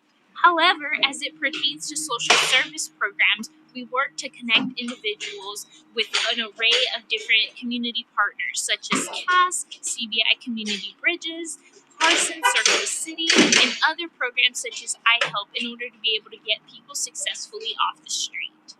We are excited to see how this program can grow and how it can benefit not just our clients who are going to be connected to services, but as well as the city overall through the Brick by Brick program that is being produced in order to be able to create beautification projects across the city as a whole.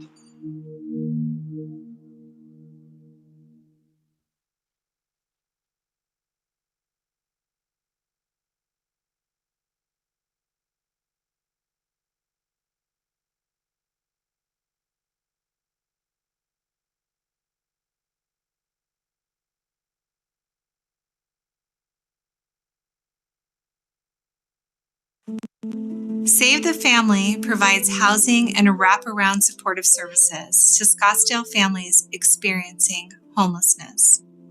Our team is particularly attuned to the needs of the children among the families we serve. We know from recent research around adverse childhood experiences, or ACEs, that childhood homelessness and the trauma that results from it is the main gateway to adult homelessness. We also know from surveys of Save the Family clients that 40% of adults in our programs experienced homelessness as children. It's critical that we intervene to better the lives of these children today, to interrupt future cycles of poverty and homelessness.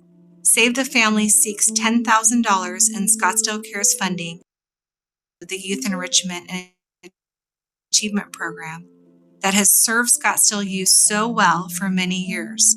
We offer a year-round schedule of appropriate programming for children ages 5 through 17. Our primary goals are to support academic success and encourage curiosity among children about career paths and educational pursuits. This Scottsdale Cares grant will provide funding for a variety of purposes that average Scottsdale parents routinely budget for, but that our very low-income families cannot afford, such as uniforms, registration for extracurricular activities, sports and arts participation fees, after-school enrichment programs, and summer camps. We will serve a minimum of 12 Scottsdale youth over the course of the grant period. Our Youth Enrichment and Achievement Program collaborates with well-respected organizations to provide a broad range of empowering experiences for young people in our programs. We appreciate the contributions of partners such as the YMCA, Big Brothers Big Sisters, Free Arts for Abused Children, and Mentoring Through New Pathways for Youth.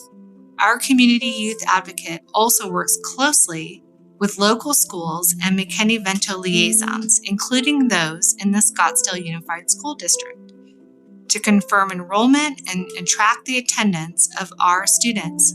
Save the Family recognizes that the only true pathway out of poverty is through education. We look forward to partnering with the City of Scottsdale in this critical work for children and families. Thank you so much for your consideration.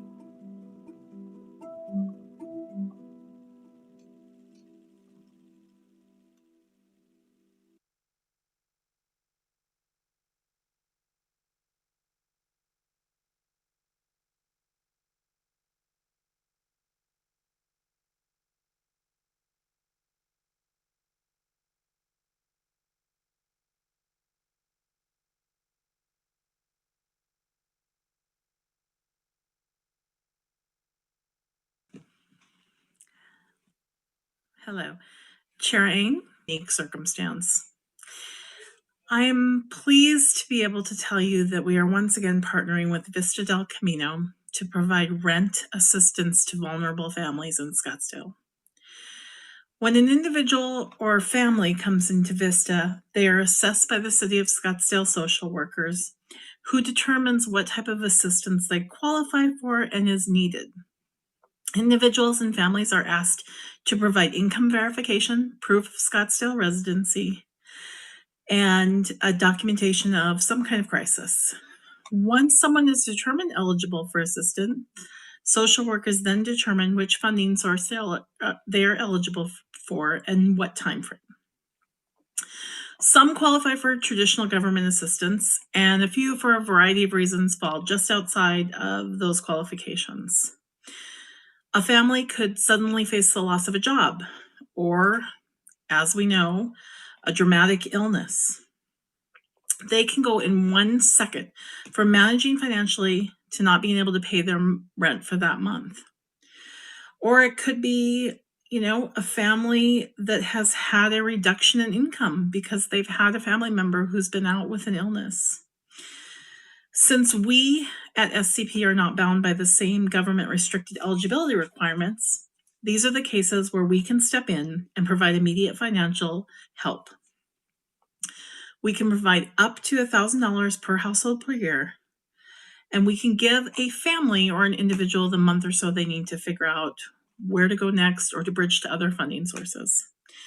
We're asking you to help provide this critical funding to 25 individuals and families over the next fiscal year. For perspective, most of us, through no fault of our own, are a crisis or two away from needing help. The individuals and families that we serve are no different.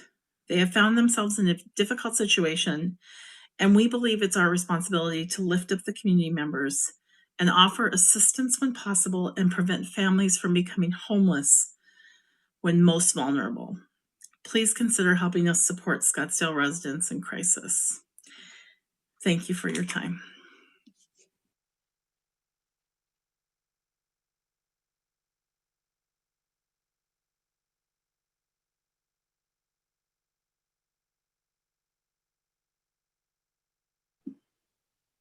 All right, everyone, we're going to take another quick break, 5 minutes. If anybody opposes that, let me know. But if not, we'll be up and running again at 2:44. We'll have one last round, about 13 videos remaining. Thank you.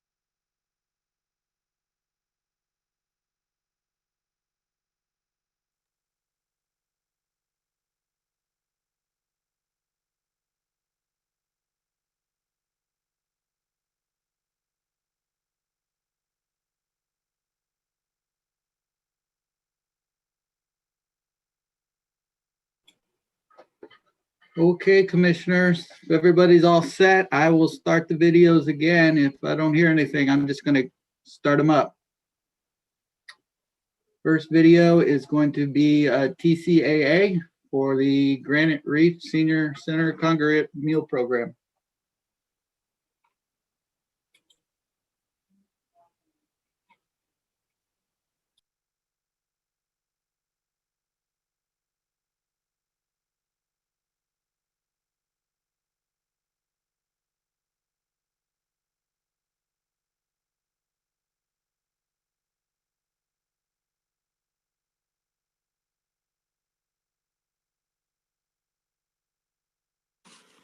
TCAA is a private nonprofit agency established in Tempe in 1966. We operate human service programs benefiting more than 28,000 East Valley residents each year. Our senior independence programs are designed to enhance the quality of life for older adults by maintaining their independence, dignity, and well-being. Since the 1980s, TCAA and the City of Scottsdale have together offered nutritious lunchtime meals combined with activities at Scottsdale Senior Centers and home-delivered meals for those with limited mobility. Currently, older adults make up a third of Scottsdale's population. 1 in 6 faces independent living difficulties, and 1 in 7 struggles with food insecurity. Most seniors prefer to remain at home as they age, but they face challenges to maintaining their health and well-being. Low-income seniors who are recovering from surgery or struggle with chronic and serious health conditions may find it difficult or impossible to access food outside the home and prepare regular meals for themselves. We address these barriers by offering free catered meals in a congregate lunch setting or delivered at home by friendly and reliable staff and volunteers.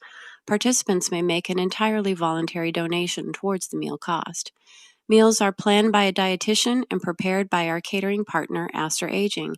Each meal contains a protein, 2 vegetables, 1 fruit, whole grains, milk, and occasional desserts. At the Granite Reef Center, TCAA provides delicious hot meals during the week, along with lunchtime speakers and special activities to celebrate popular holidays. For those who cannot attend a senior center, TCAA delivers hot lunches to their homes 5 days a week and adds extra meals on Fridays for the weekend. Drivers check in with each recipient to make sure all is well. Participants of these programs are at risk of losing their independence due to isolation, malnutrition, mobility limitations, and poverty. In the coming year, City of Scottsdale funds will make 13,000 home-delivered meals available to 105 individuals. This equates to roughly 6 months of service per person. Some remain on the program for multiple years. Additionally, 60 seniors will receive lunches at the Granite Reef Center. At least 2,200 meals will be served. In reality, the program serves far more individuals. TCAA secures additional grants every year from sources like Area Agency on Aging and Valley of the Sun United Way, allowing more Scottsdale residents to benefit from these services. Customers provide feedback through surveys that measure satisfaction, improve nutritional intake, quality of life, independence, and reduced isolation and loneliness.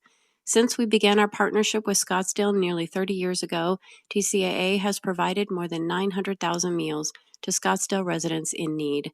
As a result, thousands of residents have been able to recover from illness, meet their nutritional needs, and remain for a longer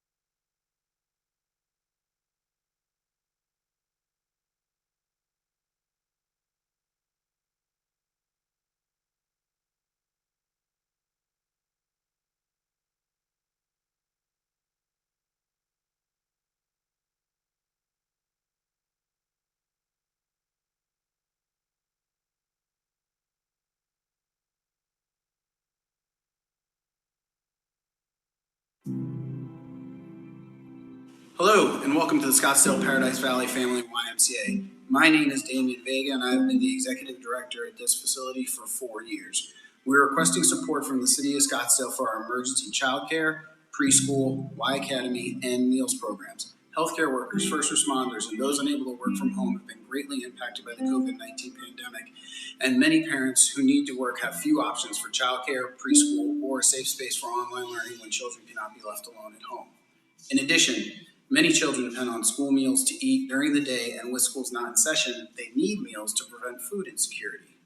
When normal operations of YMCA branches closed last March, we continue to offer our childcare, preschool, and meals programs to help working parents.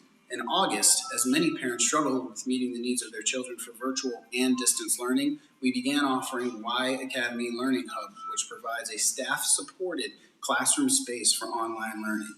This year, we will serve 250 unduplicated Scottsdale children with childcare, preschool, Y Academy, and meals. These programs are inclusive of all genders and ethnicities of children ages 2 to 13, and accommodations are made to support children with disabilities. We focus on serving children from low-income families as well as children of healthcare workers and first responders. We partner with government, corporate, and nonprofit agencies in order to strengthen our impact, including St. Mary's Food Bank, who provides meals, the Arizona Department of Health Services, so that all families have access to these programs, and with Scottsdale Unified School District and charter schools in Scottsdale in order to reach the most vulnerable children in our community. And now, a word from Valley of the Sun YMCA CEO Brian Madden. Our YMCA buildings may be closed for normal operations, but the Valley of the Sun YMCA is still working hard to meet the needs of our community. Today, you may not hear the hum of cardio machines or the clang of weights hitting the rack, but you can hear our group fitness instructors engaging members in virtual workouts, and the sound of excited footsteps running through the gym as children play red light, green light. Even through the COVID-19 pandemic, the Y has mobilized quickly to allocate resources to critical need areas, from childcare and food programs to senior outreach and beyond. The Y continues to make a difference for the families, youth, and seniors of Arizona.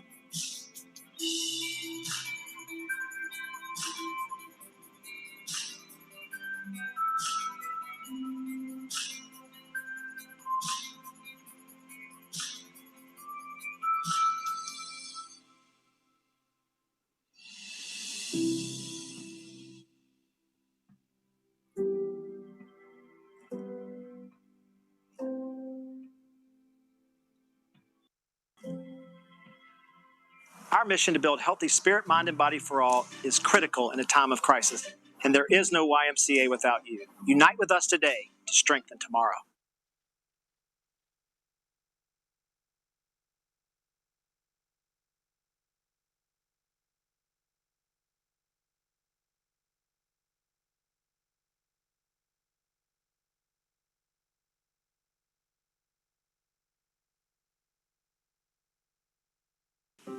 A new leaf requests City of Scottsdale general funds in the amount of $40,000 for the East Valley Men's Center, located in Mesa. This funding will pay for 76% of one full-time support partner, employee-related expenses, utilities, insurance, and occupancy, benefiting City of Scottsdale men who are experiencing homelessness.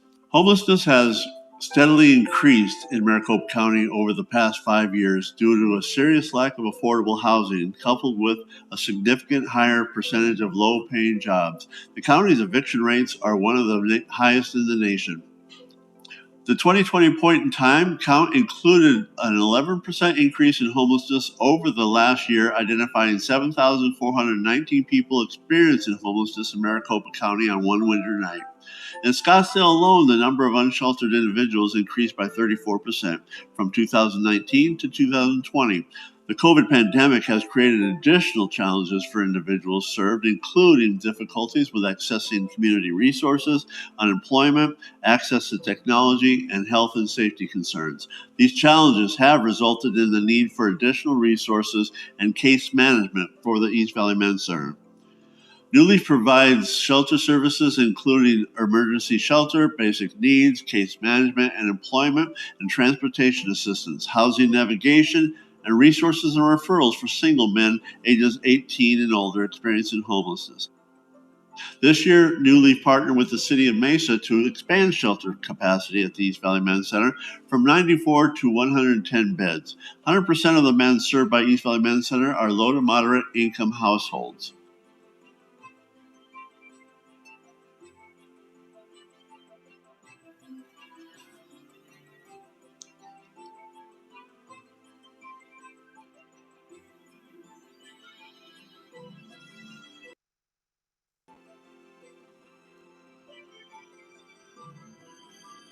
In fiscal year 21 to 22, 585 adult men, including 17 Scottsdale residents, are anticipated to be served. Currently, we have 5 Scottsdale residents in our program. In fiscal year to date, we have served 12 total Scottsdale residents. East Valley Men's Center collaborates with a multitude of community organizations in order to create a better and a greater community impact. These organizations provide a diverse array of services beneficial to residents. Through personal interaction with these partners, clients are better able to accomplish their goals of improved health and successful transition out of shelter, thereby ensuring a more stable future. A New Leaf appreciates its ongoing partnership with the City of Scottsdale as we continue to serve residents in need. Thank you very much.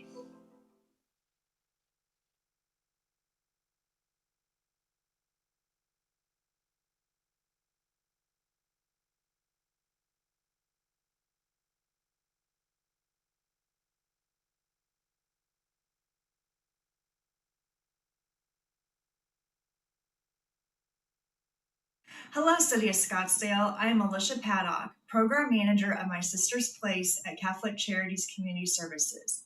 Thank you so much for the opportunity to share with you today. My Sister's Place provides safe shelter for victims of domestic violence and their children. We regularly house women from Scottsdale and are so grateful to have the support and partnership of the City of Scottsdale. In fiscal year 2022, My Sister's Place plans to serve 20 women from Scottsdale shelter, case management, safety planning, counseling, and other critical services necessary to escape a life of domestic violence. Here is a little more about our program. My name is Dawn Curtis. I'm the Senior Program Manager here with Catholic Charities Community Services. My Sister's Place is a 30-bed shelter for men, women, and children that are seeking refuge from domestic violence. My Sister's Place offers case management, support groups, counseling, children's services, and safety planning. These are important components to our programming because it ensures that clients stay safe while they reside in shelter and can plan for their continued safety out in the community. The crisis office at My Sister's Place is also very important because we have the 24-hour crisis line where clients can call and seek assistance. Also, case managers are here 24/7 to assist clients with any needs that they may have during their stay. The community kitchen at My Sister's Place is an integral part of our programming. Families can gather together and prepare meals in a fully stocked kitchen.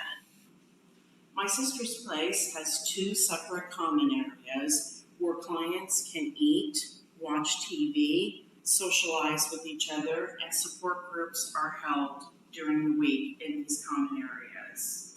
Some of the different support groups that we offer at the shelter can be free arts for the children, crisis parenting classes for the adults, yoga, self-defense, and many other services to our residents.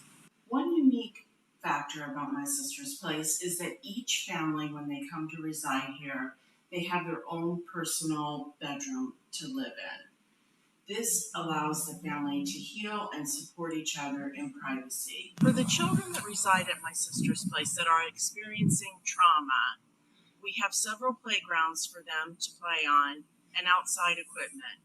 It is important for the children to have a normal life here at the shelter to restabilize and establish routines. Thank you for joining us today at My Sister's Place.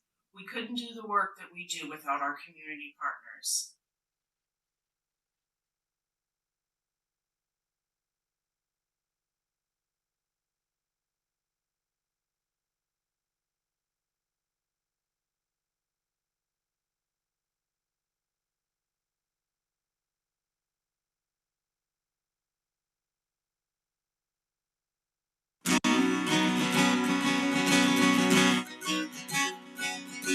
Who's gonna tell you when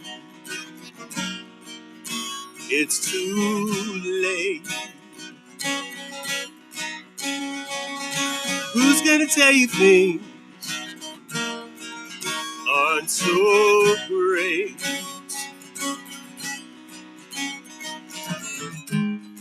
can't go on thinking nothing's wrong. Who's gonna take you home tonight? Who's gonna pick you up when you fall? Who's gonna hang it up when you call? And who's gonna pay attention to your dreams? Who's gonna plug your ears when you scream? My name is Cleo Lewis, and I'm all of about 64, getting ready to turn 65. You're homeless and hopeless at the same time.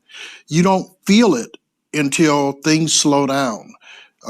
You don't feel how easy it is for you just to say, you know, I'll just walk out into the middle of the street and whatever happens, happens because no one cares. And I remember going into a small church in my neighborhood and saying, I really need some help. And they knew I was a veteran, and they said, go down to the VA. And the VA said, you need to go to CAS. And CAS being Central Arizona Shelter Services, I went to CAS. At CAS, all the wraparound services they have, I was able to fill out my VA pension documentation. I was able to go to a budgeting class to learn how to handle finances. It was like the experience of taking a deep breath and holding it for 15 years, finally being able to exhale. The light that was at the end of the tunnel started shining brighter. Every day is a new beginning. And I'm ecstatic at just the challenges that life presents to me. So I haven't lost anything. I've gained a lot.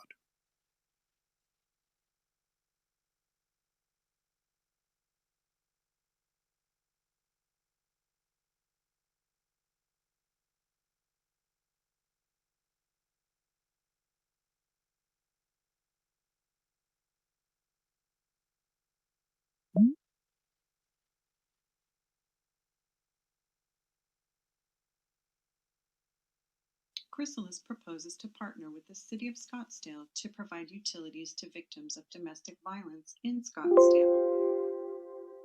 The problem we seek to address is affordable housing and supportive services for victims of domestic violence.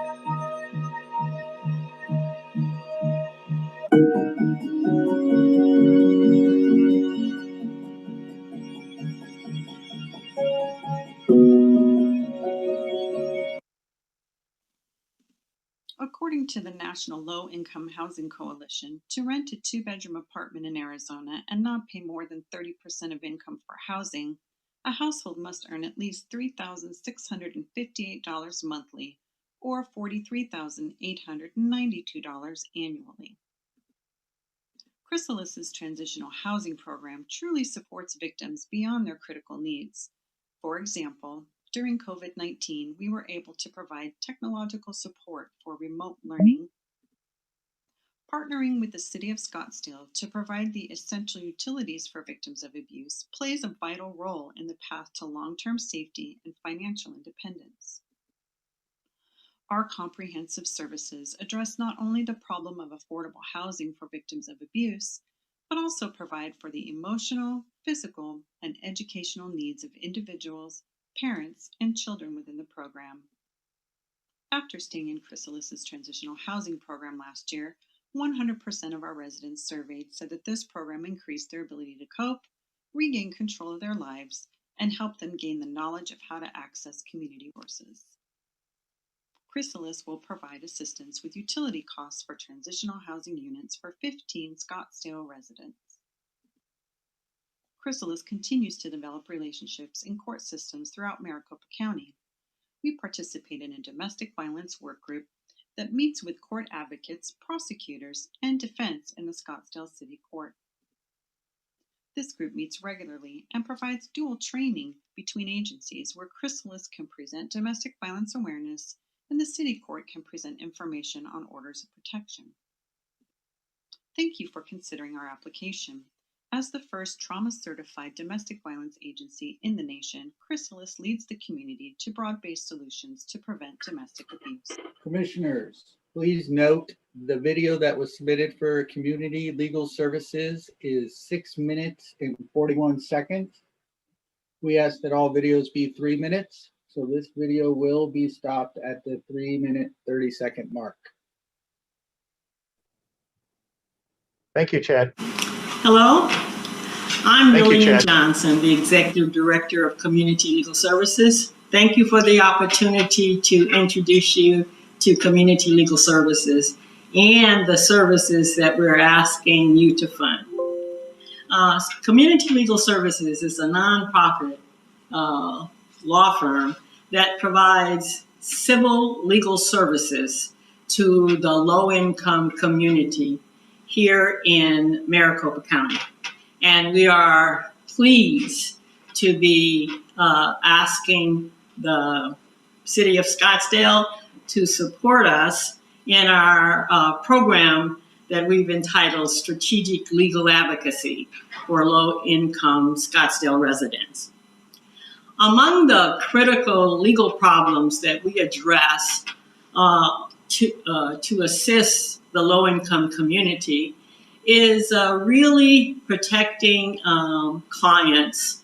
And we have a significant number of people who are having this experience in terms of domestic abuse and violence. In particular, that's something that has increased during this pandemic. So we provide direct legal representation to assist them in addressing that. Secondly, the most significant issue that we address on behalf of the low-income community has to do with access to legal services to avoid homelessness and to ensure that they have the capacity to continue to have access to safe and habitable housing. Among the things that we're seeing right now is that there are a number of people who are facing eviction primarily due to them unable to pay their rent. And so this moratorium that is now in existence is really very important, and that is one of the most significant issues that Community Legal Services help the low-income community to address. In addition, we assist clients related to post-incarceration in order to help them regain their citizenship and their ability to become productive citizens. With regard to another major issue that we do address for clients, particularly now, has to do with consumer scams and helping clients to address problems that they have encountered with regard to making purchases or trying desperately to avoid being scammed. And then finally, the other area that we do provide direct legal assistance has to do with access to healthcare, government assistance programs, and of course, Social Security and disability claims. One of the things that we do in order to help make sure that the low-income community and get the services that they need.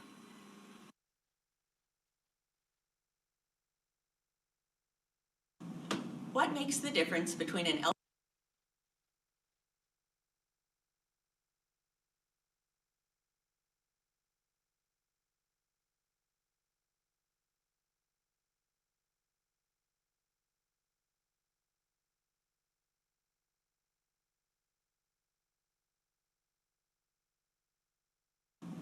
What makes the difference between an elderly person who can no longer drive, remaining in their home, or having to move into skilled nursing or assisted living?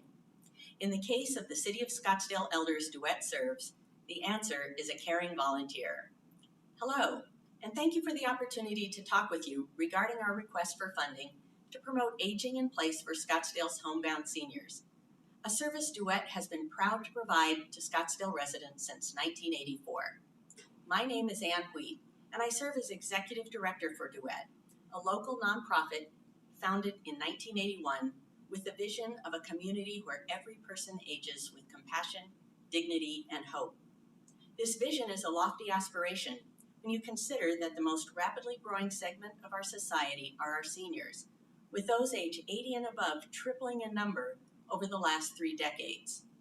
The COVID-19 pandemic has only made our work more challenging. Yet Duet has not missed a single day of providing our vital services to those who rely on them. Elders who live alone, have disabilities that prevent driving, and lack close-by family members face particularly difficult and life-threatening challenges. Duet services are an antidote to isolation and despair, and help to combat the crisis of escalating homelessness among seniors. During the past year, Duet served 126 Scottsdale residents, our typical neighbor being a woman over age 85 with multiple chronic health problems who lives alone and has an income less than $1,000 per month. Your investment of $25,000 will provide an estimated 10,000 hours of service to help 140 homebound Scottsdale residents to remain living in their homes. Services provided will include transportation to medical appointments, grocery shopping, assistance scheduling and transportation to COVID-19 vaccine appointments, friendly phone calls, help with paperwork, computer assistance, and minor home repairs. In contrast, that same $25,000 would pay for less than 5 months in a residential skilled nursing facility for just one person. Homebound adults served by Duet remain living in their homes longer, on average 2 to 3 years longer than they would without these vital services. I'll close with a note from Scottsdale resident Peggy Zood. I needed help so badly, and Duet was there and is always there. I appreciate everything you do. It is above and beyond. You are all just the best. If anyone asks me, who can I talk to? Where can I go? The first thing that comes to mind is Duet. As Duet celebrates our 40th anniversary, I want to say thank you, City of Scottsdale, for being our partner in health and aging through so many decades of serving our community.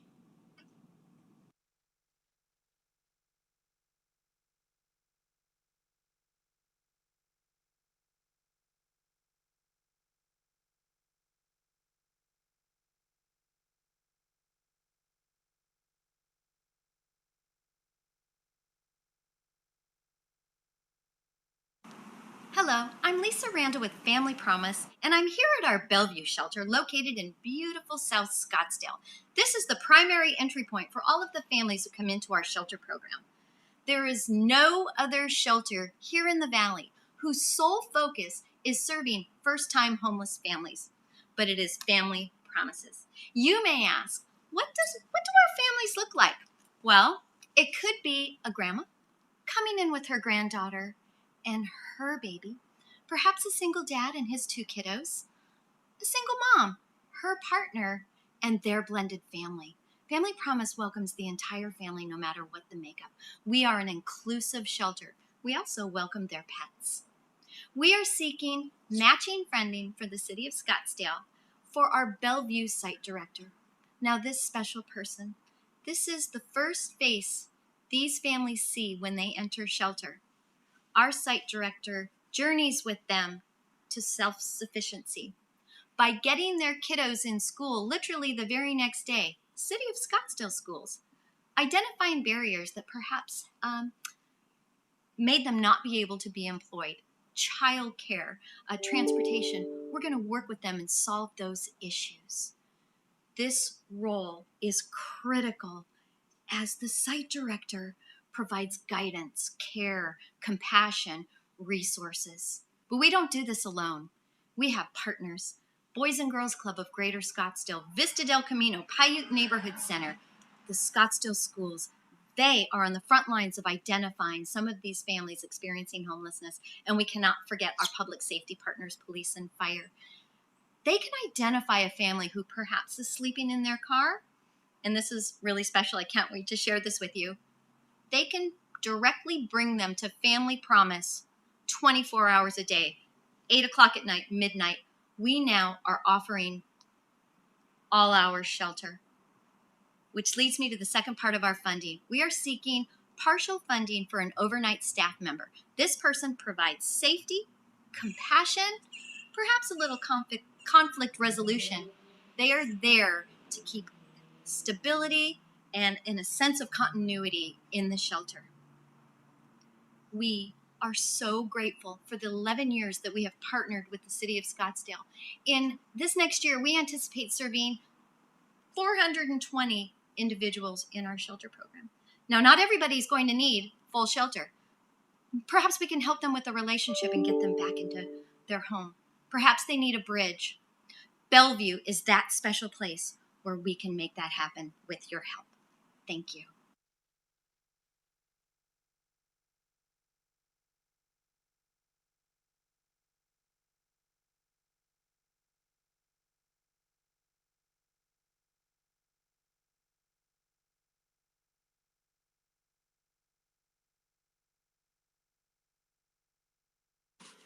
DCAA is a private nonprofit agency established in Tempe in 1966. We operate human service programs benefiting more than 28,000 East Valley residents each year. Our senior independence programs are designed to enhance the quality of life for older adults by maintaining their independence, dignity, and well-being. Since the 1980s, TCAA and the City of Scottsdale have together offered nutritious lunchtime meals combined with activities at Scottsdale Senior Centers and home-delivered meals for those with limited mobility. Currently, older adults make up a third of Scottsdale's population. 1 in 6 faces independent living difficulties, and 1 in 7 struggles with food insecurity. Most seniors prefer to remain at home as they age, but they face challenges to maintaining their health and well-being. Low-income seniors who are recovering from surgery or struggle with chronic and serious health conditions may find it difficult or impossible to access food outside the home and prepare regular meals for themselves. We address these barriers by offering free catered meals in a congregate lunch setting or delivered at home by friendly and reliable staff and volunteers. Participants may make an entirely voluntary donation towards the meal cost. Meals are planned by a dietitian and prepared by our catering partner, Astor Aging. Each meal contains a protein, 2 vegetables, 1 fruit, whole grains, milk, and occasional desserts. At the Granite Reef Center, TCAA provides delicious hot meals during the week, along with lunchtime speakers and special activities to celebrate popular holidays. For those who cannot attend a senior center, TCAA delivers hot lunches to their homes 5 days a week and adds extra meals on Fridays for the weekend. Drivers check in with each recipient to make sure all is well. Participants of these programs are at risk of losing their independence due to isolation, malnutrition, mobility limitations, and poverty. In the coming year, City of Scottsdale funds will make 13,000 home-delivered meals available to 105 individuals. This equates to roughly 6 months of service per person. Some remain on the program for multiple years. Additionally, 60 seniors will receive lunches at the Granite Reef Center. At least 2,200 meals will be served. In reality, the program serves far more individuals. TCAA secures additional grants every year from sources like Area Agency on Aging and Valley of the Sun United Way, allowing more Scottsdale residents to benefit from these services. Customers provide feedback through surveys that measure satisfaction, improve nutritional intake, quality of life, independence, and reduced isolation and loneliness. Since we began our partnership with Scottsdale nearly 30 years ago, TCAA has provided more than 900,000 meals to Scottsdale residents in need. As a result, thousands of residents have been able to recover from illness, meet their nutritional needs, and remain for a longer period of time in the home and community they love.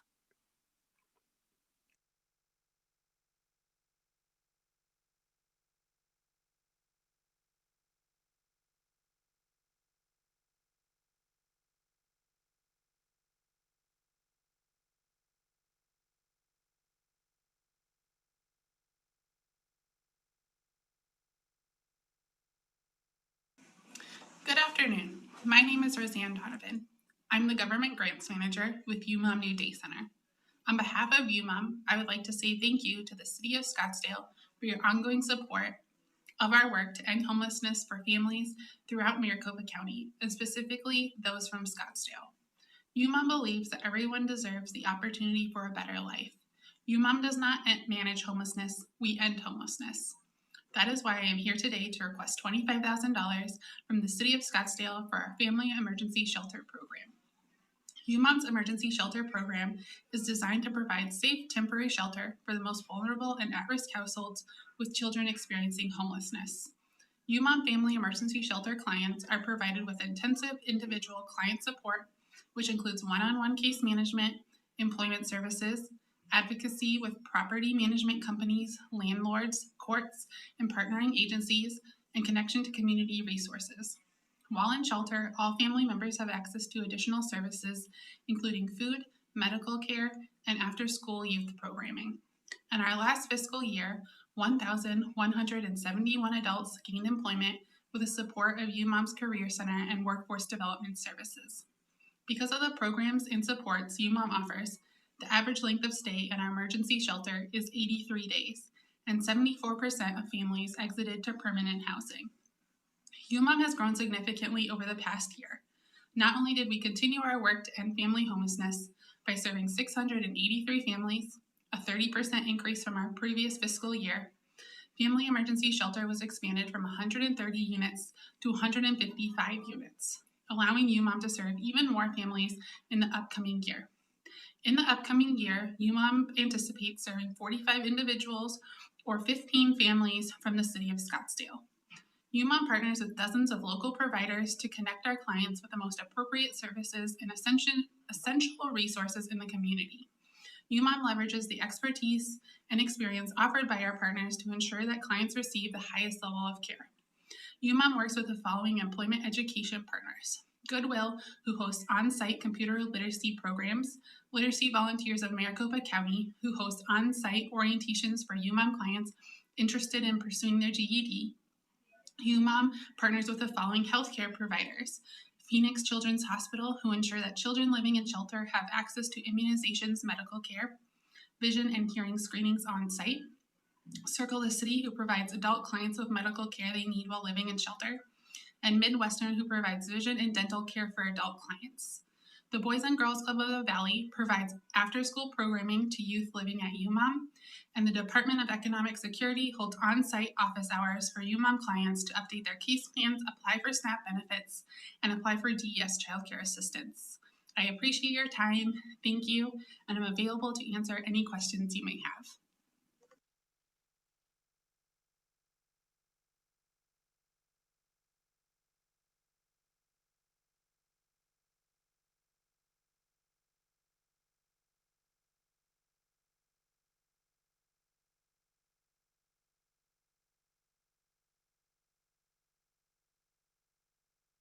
Good afternoon once again, members of the Human Services Commission. My name is Justin Owen with the McDowell-Sonoran Conservancy, and I'm here to present to you on our proposal for Scottsdale endowment funding for our Expedition Days program. The problem we're addressing is that disadvantaged youth are underrepresented in STEM occupations, and because of the current education system, they're underprepared for STEM careers. STEM opportunities within the classroom are decreasing, and teachers that have the capability to teach these concepts are decreasing even more. In 3rd and 4th grade, the state standard science curriculums understand that that's when these students begin to understand and interpret STEM concepts, and unfortunately, there are just not enough opportunities available. So our Expedition Days program is the opportunity that we present to further that. As I discussed with you earlier, we are transitioning our Expedition Days program to an online digital model, but that is not in replacement for our in-person learning model. Once we are able to have in-person events again, hopefully by the end of this year, we'll be able to relaunch our in-person model where students come out to the outdoor classroom for in-person experiential learning within the McDowell-Sonoran Preserve. Our learning stations are designed around Arizona science standards, and therefore they supplement what teachers are already teaching in the classroom. So rather than being a field trip that they'll have to make up for another day on, we're actually able to give the teachers a break and instead supplement the learning that they would already need to be able to be doing in the classroom. The funding that we originally asked for was to support school buses for at least 200 Title I students to come out to the preserve and experience our Expedition Days program. With the additional funding that we're asking for a total of $8,700, this will help us support the curriculum materials for the students to be able to collect and interpret the data, with art and journal writing synthesizing what they're learning. In the past, Scottsdale Community Services was able to support those needs and as well corporate partners in the curriculum materials. Unfortunately, with the COVID environment, Scottsdale had to eliminate all of its funding from community services as well. Some of our corporate funders have redirected it, so we could really use that funding to offset those materials. As you can see from the statistics, about 75% of the students that came out and experienced Expedition Days had never been to the Sonoran Desert, and they live right here in Scottsdale and the surrounding areas. As well, this program showed that they had over a 93% greater interest in becoming a scientist, and almost 99% were more likely to help protect the Sonoran Desert.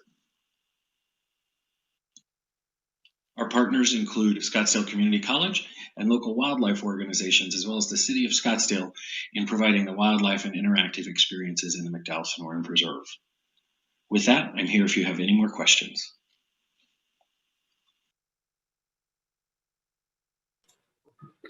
All right, commissioners, that is the end of our video presentations. I'll bring it back to Irma to wrap things up. Well, we hope you found the video presentations an excellent complement to your proposal reviews. We will post these videos in your SharePoint site should you wish to review them again later. They should be available by Thursday morning. So on behalf of the CAO team and the Human Services Department, again, thank you for your participation in the funding process and for your time today. And I will turn the meeting back over to Chair Eng. Thank you very much to you, Chad, as well as to you, Irma. Well done. I don't believe we have any questions right now, so I will ask for a motion to adjourn. Please raise your hand. Okay, Vice Chair Hubbard? Yes, I make a motion to adjourn. Okay, and then I saw Commissioner Blaine. I second that motion. Okay, thank you. So we'll do a roll call. So Chair Eng says yes. Vice Chair Hubbard? Yes. Okay. Commissioner Bowman? Yes. Commissioner Riley? Yes. And Commissioner Song? Yes. All right, thank you very much. This meeting is adjourned. The time is now 3:30. Thank you very much, everyone, and we'll see you on Thursday. Thanks, Thank you, everyone. Chair.